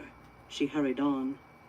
A door of iron bars stood in her way with a lock as big as her head. She channeled earth before she reached it, and when she pushed against the bars, the lock tore in half. She walked quickly across the chamber beyond it, trying not to look at the things hanging on the walls. Whips and iron pincers were the most innocuous. With a small shutter, she pushed open a smaller iron gate and entered a corridor lined with rough wooden doors, rush torches burning at intervals in iron brackets. She felt almost as much relief at leaving those things behind as she did at finding what she sought. But which cell? The wooden doors opened easily. Some were unlocked, and the locks on the others lasted no longer than that larger lock had earlier. But every cell was empty. Of course. No one would dream themselves in this place. Any prisoner who managed to reach Tel Riyadh would dream of a pleasanter place. For a moment she felt something close to despair. She had wanted to believe that finding the right cell would make a difference. Even finding it could be impossible, though. This first corridor stretched on, and others joined it. Suddenly she saw something flicker just ahead of her, a shape even less substantial than Joya Bier had been. It had been a woman, though, she was sure. A woman seated on a bench beside one of the cell doors. The image flickered into being again and was gone. There was no mistaking that slender neck and the pale, innocent-appearing face with its eyelids fluttering on the edge of sleep. Amiko Nagoyen was drifting toward sleep, dreaming of her guard duties, and apparently toying drowsily with one of the stolen ter'angreal. Egwene could understand that. It had been a great effort to stop using the one Varen had given her, even for a few days. She knew it was possible to cut a woman off from the true source, even if she had already embraced saidar, but severing a weave already established had to be much harder than damming the flow before it began. She set the patterns of the weaving, readied them, making the threads of spirit much stronger this time, thicker and heavier, a denser weave with a cutting edge like a knife. The wavering shape of the dark friend appeared again, and Egwene struck out with the flows of air and spirit. For an instant something seemed to resist the weaving of spirit, and she forced it with all of her might. It slid into place. Amiko Nagoyen screamed. It was a thin sound, barely heard, as faint as she herself was, and she seemed almost like a shadow of what Joya Bier had been. Yet the bonds woven of air held her. She did not vanish again. Terror twisted the dark friend's lovely face. She seemed to be babbling, but her shouts were whispers too soft for Egwene to understand. Tying and setting the weaves around the Black Sister, Egwene turned her attentions to the cell door. Impatiently, she let earth flood into the iron lock. It fell away in black dust, in a mist that dissolved completely before it struck the floor. She swung open the door and was not surprised to find the cell empty except for one burning rush torch. But Amiko is bound, and the door is open. For a moment she thought of what to do next. Then she stepped out of the dream and woke to all her bruises and aches and thirst, to the wall of the cell against her back, staring at the tightly shut cell door. Of course. What happens to living things there is real when they wake. What I did to stone or iron or wood has no effect in the waking world. Nynaeve and Elaine were still kneeling beside her. "Whoever is out there," Nynaeve said, "screamed a few moments ago, but nothing else has happened. Did you find a way out?" "We should be able to walk out," Egwene said. "Help me to my feet and I will get rid of the lock. Amiko will not trouble us. That scream was her." Elaine shook her head. "I've been trying to embrace saidar ever since you left. It is different now, but I'm still cut off."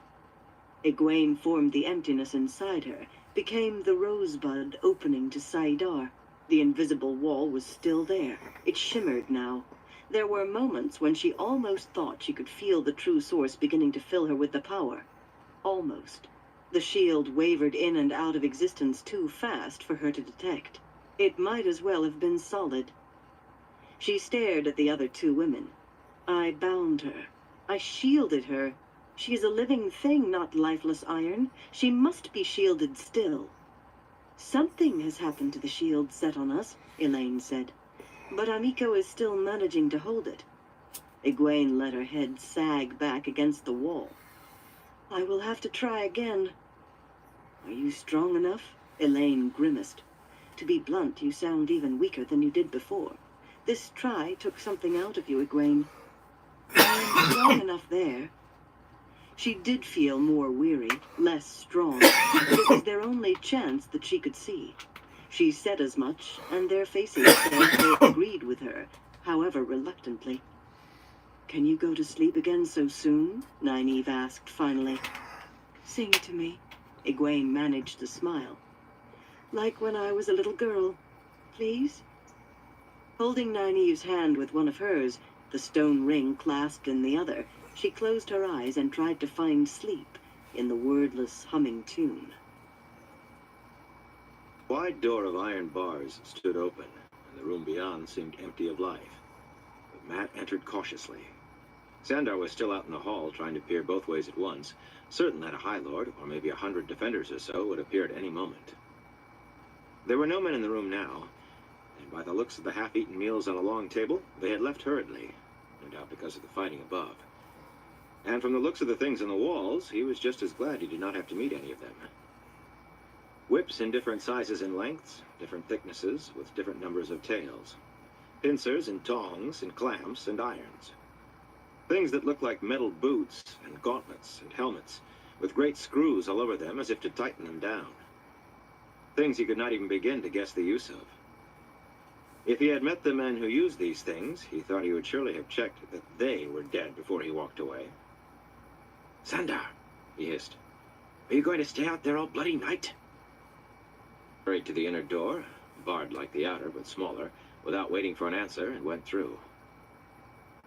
The hall beyond was lined by rough wooden doors, and lit by the same rush torches as the room he had just left. No more than 20 paces from him, a woman sat on a bench beside one of the doors, leaning back against the wall in a curiously stiff fashion.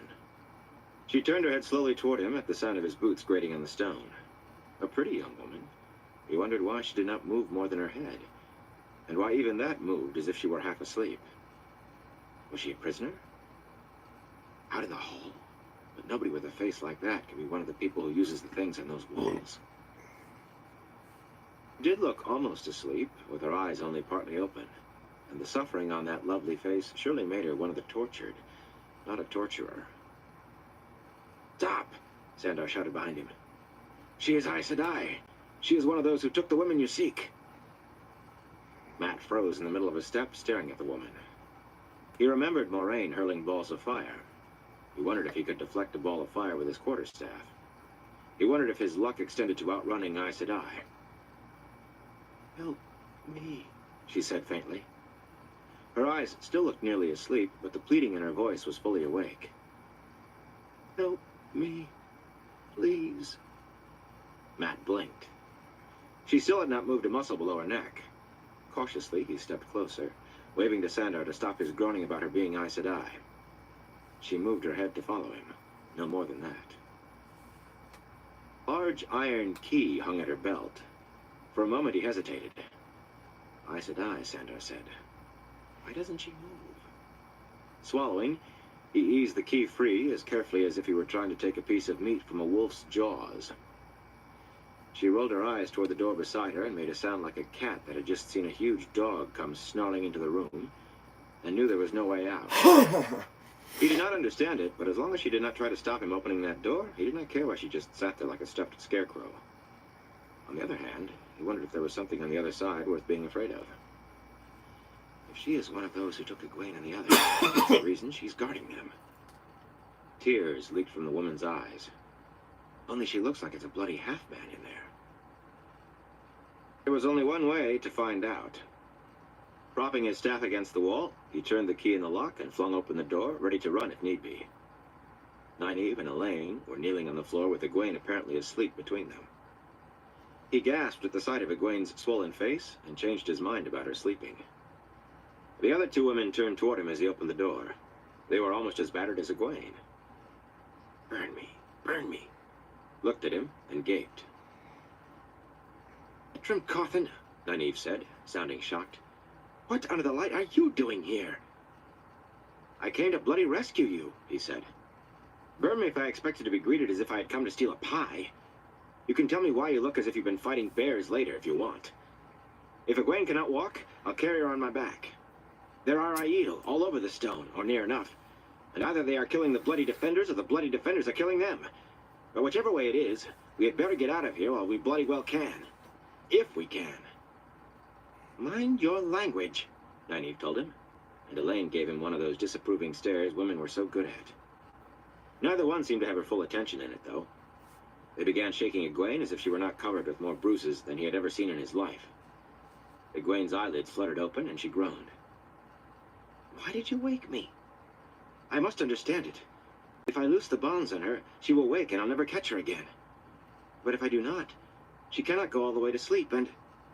Her eyes fell on him and widened. "Matrim Cawthon, what under the light are you doing here?" "You tell her," he told Nynaeve. "I'm too busy trying to rescue you to watch my leg." They were all staring beyond him, glaring as if they wished they had knives in their hands. He spun, but all he saw was Juilin Sandar, looking as if he had swallowed a rotten plum whole. "They have cause," he told Mat. I betrayed them, but I had to." This was addressed past Mat to the women. "The one with the many honey-colored braids spoke to me, and I had to do it." For a long moment, the three continued to stare. "Liandrin has vile tricks, Master Sandar," Nynaeve said finally. "Perhaps you are not entirely to blame. We can apportion guilt later." "That is all cleared up," Mat said. "Can we go now?" It was as clear as mud to him, but he was more interested in leaving right then. The three women limped after him into the hall, but they stopped around the woman on the bench. She rolled her eyes at them and whimpered. "Please, I will come back to the light. I will swear to obey you. With the oath rod in my hands, I will swear. Please do not." Mat jumped as Nynaeve suddenly reared back and swung a fist, knocking the woman completely off the bench. She lay there, her eyes closed all the way finally, but even lying on her side, she was still in exactly the same position she had been in on the bench. "It is gone," Elaine said again. Egwene bent to rummage in the unconscious woman's pouch, transferring something Mat could not make out to her own. "Yes, it feels wonderful. Something changed about her when you hit her, Nynaeve. I do not know what, but I felt it." Elaine nodded. "I felt it too." "I would like to change every last thing about her," Nynaeve said grimly. She took Egwene's head in her hands. Egwene rose onto her toes, gasping. When Nynaeve took her hands away to put them on Elaine, Egwene's bruises were gone. Elaine's vanished as quickly. "Blood and bloody ashes," Mat growled. "What do you mean, hitting a woman who was just sitting there? I don't think she could even move." All three turned to look at him, and he made a strangled sound as the air seemed to turn to thick jelly around him. He lifted into the air until his boots dangled a good pace above the floor. "Oh, burn me, the power. Here I was afraid that Aes Sedai would use the bloody power on me, and now the bloody women I'm rescuing do it. Burn me." "You do not understand anything, Matrim Cawthon," Egwene said in a tight voice. "Until you do understand," Nynaeve said in an even tighter, "I suggest you keep your opinions to yourself." Elaine contented herself with a glare that made him think of his mother going out to cut a switch. For some reason, he found himself giving them the grin that had so often sent his mother after that switch. If they can do this, I don't see how anybody ever locked them in that cell in the first place. What I understand is that I got you out of something you couldn't get yourselves out of, and you all have as much gratitude as a bloody Tauren ferryman with a toothache." "You are right," Nynaeve said, and then his boots suddenly hit the floor so hard his teeth jarred. But he could move again. "As much as it pains me to say it, Mat, you are right." He was tempted to answer something sarcastic, but there was barely enough apology in her voice as it was. "Now can we go? With the fighting going on, Sandar thinks he and I can take you out by a small gate near the river." "I am not leaving just yet, Mat," Nynaeve said. "I mean to find Liandrin and Skinner," Egwene said, sounding almost as if she meant it literally. All I want to do, Elaine said, is pound Joya Bayer till she squeals. But I will settle for any of them. You all deaf, he growled. There is a battle going on out there. I came here to rescue you, and I mean to rescue you. Egwene patted his cheek as she walked by him, and so did Elaine. Nynaeve merely sniffed. He stared after them with his mouth hanging open. Why didn't you say something? He growled at the thief catcher. I saw what speaking earned you, Sandar said simply. I am no fool. Well, I'm not staying in the middle of a battle, he shouted at the women. They were just disappearing through the small barred door. I am leaving, do you hear? They did not even look back. Probably get themselves killed out there. Somebody will stick a sword in them while they are looking the other way. With a snarl, he put his quarterstaff across his shoulder and started after. Are you going to stand there? He called to the thief catcher. I did not come this far to let them die now. Sandar caught up to him in the room with the whips. The three women were already gone, but Matt had a feeling they would not be too hard to find. Just find the men bloody hanging in midair. Bloody women. He quickened his pace to a trot. Perrin strode down the halls of the stone grimly, searching for some sign of Faile. He had rescued her twice more now, breaking her out of an iron cage once, much like the one that held the Aiel and Remen, and once breaking open a steel chest with a falcon worked on its side. Both times she had melted into air after saying his name. Hopper trotted by his side, sniffing the air. As sharp as Perrin's nose was, the wolf's was sharper. It had been Hopper who led them to the chest.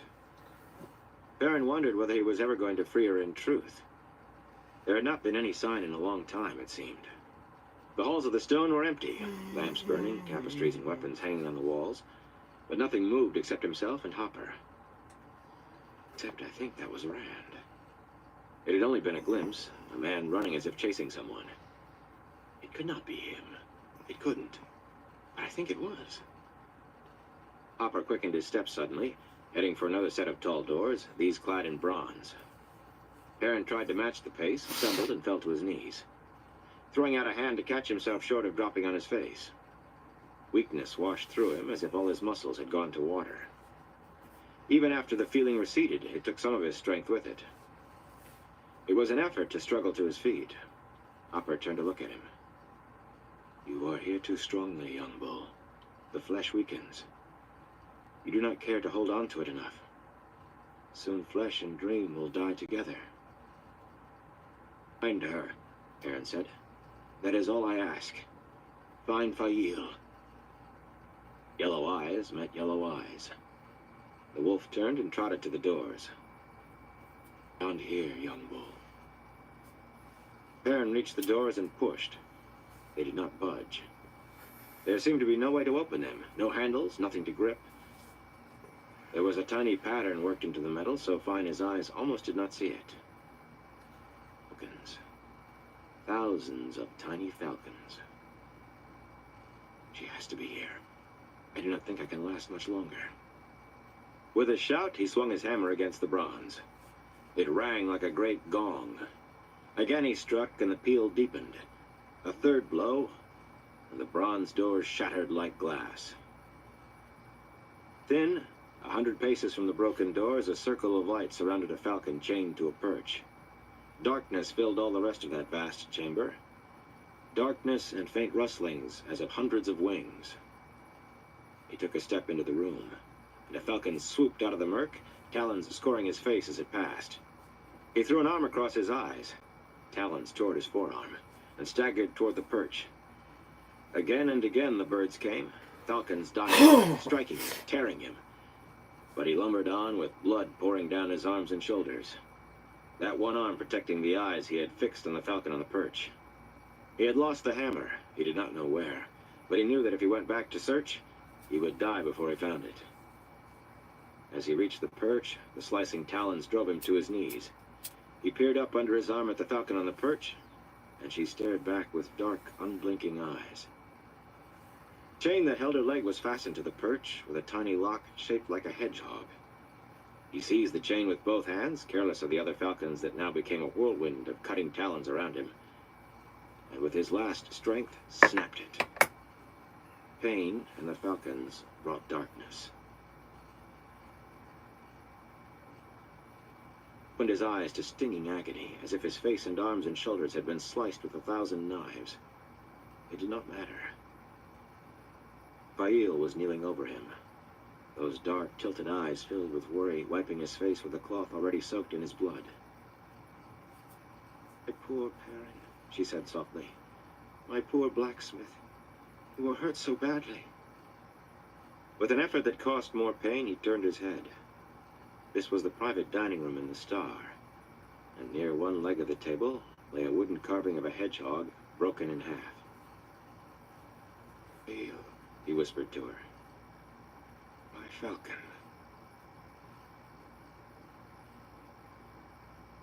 Hand was still in the heart of the stone, but it was different. There were no men fighting here, no dead men, no one at all but himself. Abruptly, the sound of a great gong rang through the stone, then again, and the very stones beneath his feet resonated. A third time the booming came, but cut off abruptly, as if the gong had shattered. It was still. Where is this place, he wondered. More important, where is Baalzamon? If to answer him, a blazing shaft like the one Moraine had made shot out of the shadows among the columns, straight toward his chest. His wrist twisted the sword instinctively. It was instinct as much as anything else that made him loose flows from Saidin into Kalendor. A flood of the power that made the sword blaze brighter even than that bar streaking at him. His uncertain balance between existence and destruction wavered. Surely that torrent would consume him. The shaft of light struck the blade of Kalendor and parted on its edge, forking to stream past on either side. He felt his coat singe from its near passage, smelled the wool beginning to burn. Behind him, the two prongs of frozen fire, of liquid light, struck huge redstone columns. Where they struck, stone ceased to exist, and the burning bars bored through to other columns, serving those instantaneously as well. The heart of the stone rumbled as columns fell and shattered in clouds of dust, sprays of stone fragments. What fell into the light, however, simply was not anymore. Snarl of rage came from the shadows, and the blazing shaft of pure white heat vanished. Rand swung Kalendor as if he were striking at something in front of him. The white light obscuring the blade extended, blazed ahead, and sheared through the redstone column that hid the snarl. The polished stone sliced like silk. The severed column trembled. Part of it tore loose and dropped from the ceiling, smashing into huge, jagged chunks on the floor. As the rumbling faded, he heard beyond it the sound of boots on stone. Running. Kalendor at the ready, Rand hurried after Baalzamon. Tall archway leading out of the heart collapsed as he reached it, the entire wall falling into clouds of dust and rock, as if to bury him.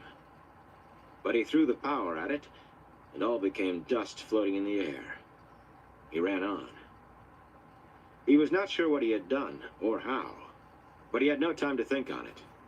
He ran after Baalzamon's retreating footsteps, echoing down the halls of the stone.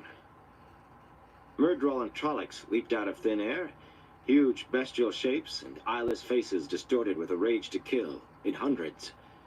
So they jammed the hall before him and behind, scythe-like swords and blades of deadly black steel seeking his blood.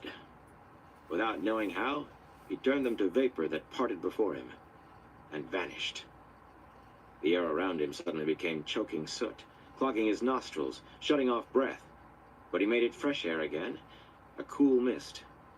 Flames leaped from the floor beneath his feet, spurted from the walls, the ceiling, furious jets that flashed tapestries and rugs, tables and chests, to wisps of ash, flung ornaments and lamps ahead of them as drops of molten, burning gold. He smashed the fires flat, hardened them into a red glaze in the rock. The stones around him faded almost to mist. The stone faded. Reality trembled. He could feel it unraveling, feel himself unraveling. He was being pushed out of the here into some other place where nothing existed at all. Kalendor blazed in his hands like the sun till he thought it would melt. He thought he himself would melt from the surge of the one power through him, the flood that he somehow directed into sealing up the hole that had opened around him, into holding himself on the side of existence. The stone became solid again. could not even begin to imagine what it was that he did. The one power raged inside him till he barely knew himself, till he barely was himself, till what was himself almost did not exist. His precarious stability teetered. To either side lay the endless fall, obliteration by the power that coursed through him into the sword. Only in the dance along the razor's sharp edge was there even an uncertain safety. Kalendor shone in his fist until it seemed he carried the sun. Dimly within him, fluttering like a candle flame in a storm, was the surety that holding Kalendor, he could do anything. Anything. Through endless corridors he ran, dancing along the razor, chasing the one who would slay him, the one he must slay. There could be no other end this time. This time one of them must die. That Baalzamon knew it as well was clear. Always he fled, always staying ahead of sight, so that only the sounds of his flight drew Rand on. But even fleeing, he turned this Stone of Tyr that was not the Stone of Tyr against Rand. And Rand fought back with instinct and guesses and chance. Fought and ran down that knife edge in perfect balance with the power. The tool and weapon that would consume him utterly if he faltered. Water filled the halls from top to bottom, thick and black as the bottom of the sea, choking off breath. He made it air again, unknowingly, and ran on.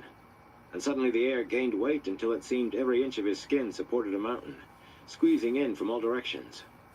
In the instant before he was crushed to nothingness, he chose tides out of the flood of power raging through him.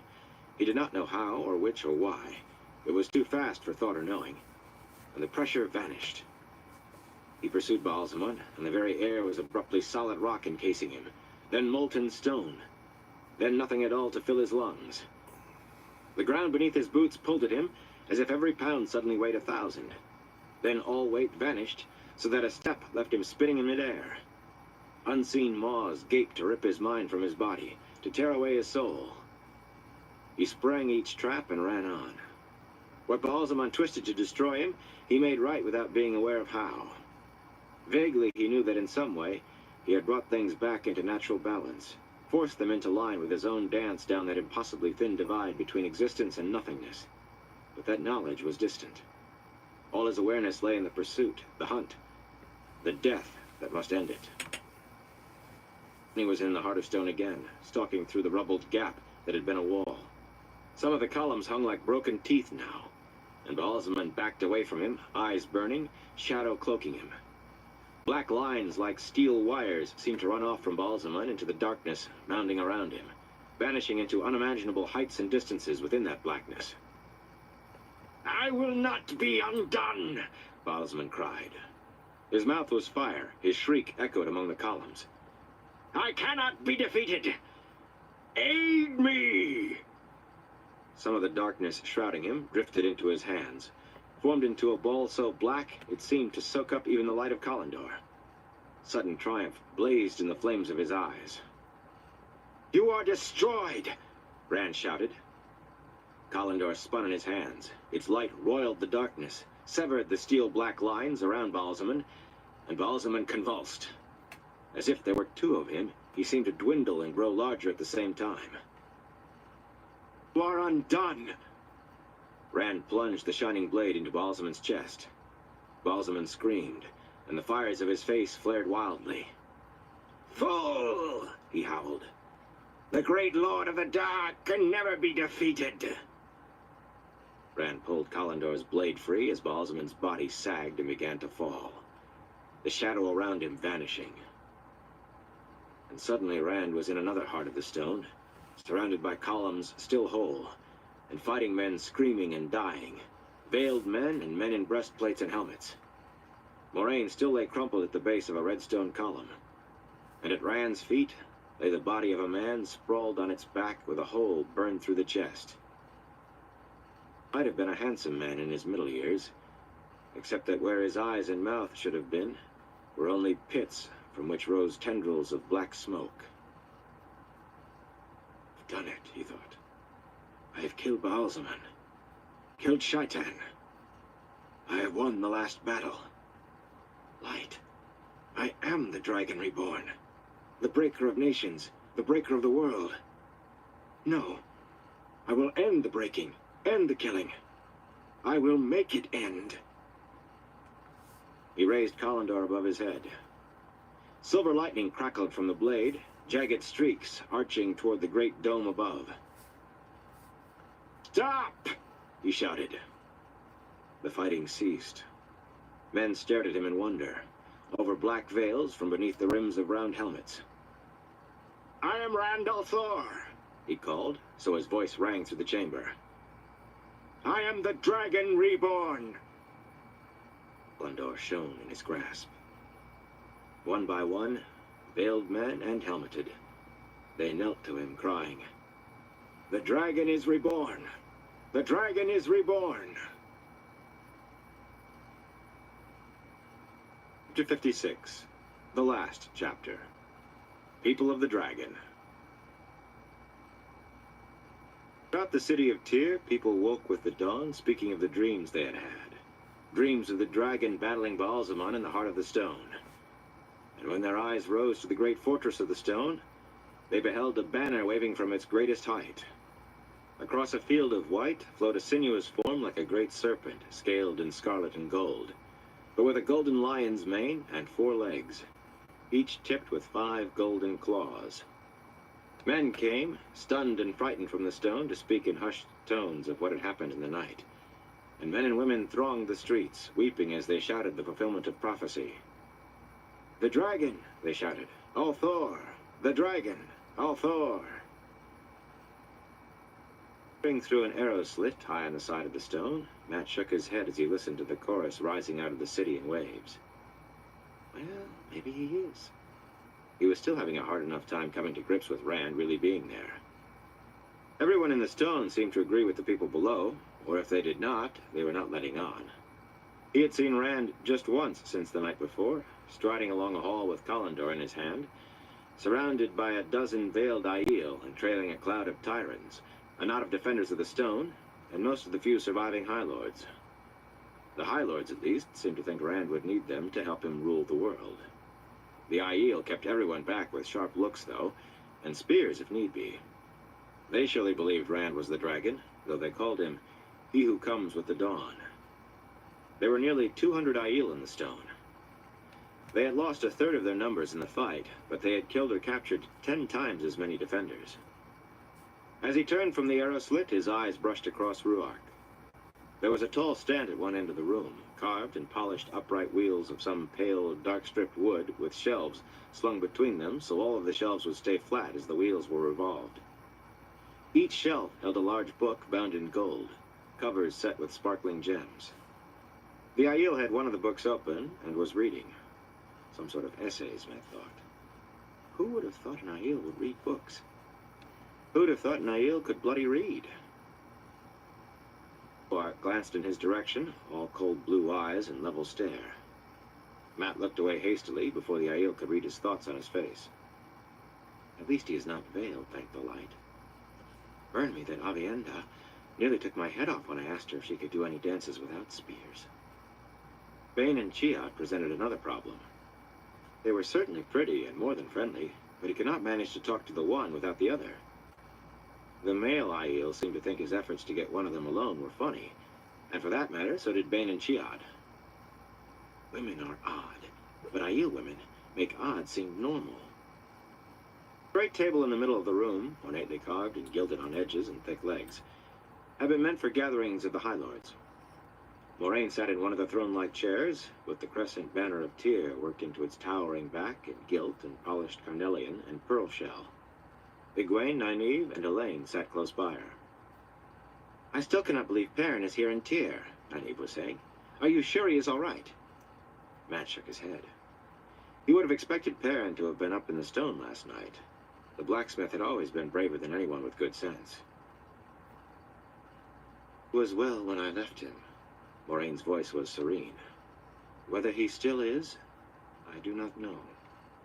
His companion is in some considerable danger, and he may have put himself into it also. His companion? Egwene said sharply. What? Who is Perrin's companion? What sort of danger? Nynaeve demanded. Nothing that need concern you, the Aes Sedai said calmly. I will go and see to her as I may shortly. I have delayed only to show you this, which I found among the Tirangreal and other things of the power the High Lords collected over the years. Took something from her pouch and laid it on the table before her. It was a disc the size of a man's hand, seemingly made of 2 teardrops fitted together, one black as pitch, the other white as snow. Matt seemed to remember seeing others like it. Ancient, like this one, but broken where this was whole. 3 of them he had seen, not all together, but all in pieces. But that could not be. He remembered that they were made of Quendia, unbreakable by any power, even the One Power. One of the 7 seals Lews Therin Kinslayer and the 100 companions put on the Dark One's prison when they resealed it, Elaine said, nodding as if confirming her own memory. More precisely, Moraine told her, a focus point for one of the seals. But in essence, you are correct. During the breaking of the world, they were scattered and hidden for safety. Since the Trolloc Wars, they have been lost in truth. She sniffed. I begin to sound like Baron. Egwene shook her head. I suppose I should have expected to find that here. Twice before Rand faced Baalzamon, and both times at least one of the seals was present. And this time unbroken, Nynaeve said. For the first time, the seal is unbroken. As if that mattered now. You think it does not? Moraine's voice was dangerous in its quiet. The other women frowned at her. Matt rolled his eyes. They kept talking about unimportant things. He did not much like standing not 20 feet from that disc now that he knew what it was. No matter the value of Quendia, but... Your pardon, he said. They all turned to stare at him as if he were interrupting something important. Burn me. Break them out of a prison cell, save their lives half a dozen times between them before the night is done, and they glower as hard as the bloody Aes Sedai. Well, they did not thank me then either, did they? You'd have thought I was sticking my nose in where it wasn't wanted then, too, instead of keeping some bloody defender from putting a sword through one of them. Aloud, he said mildly. You do not mind if I ask a question, do you?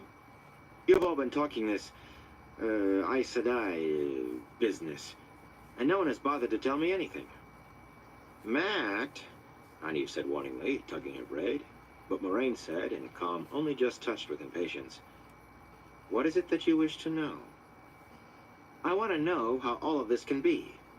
He meant to keep his tone soft, but despite himself, he picked up intensity as he went along. The Stone of Tyr has fallen.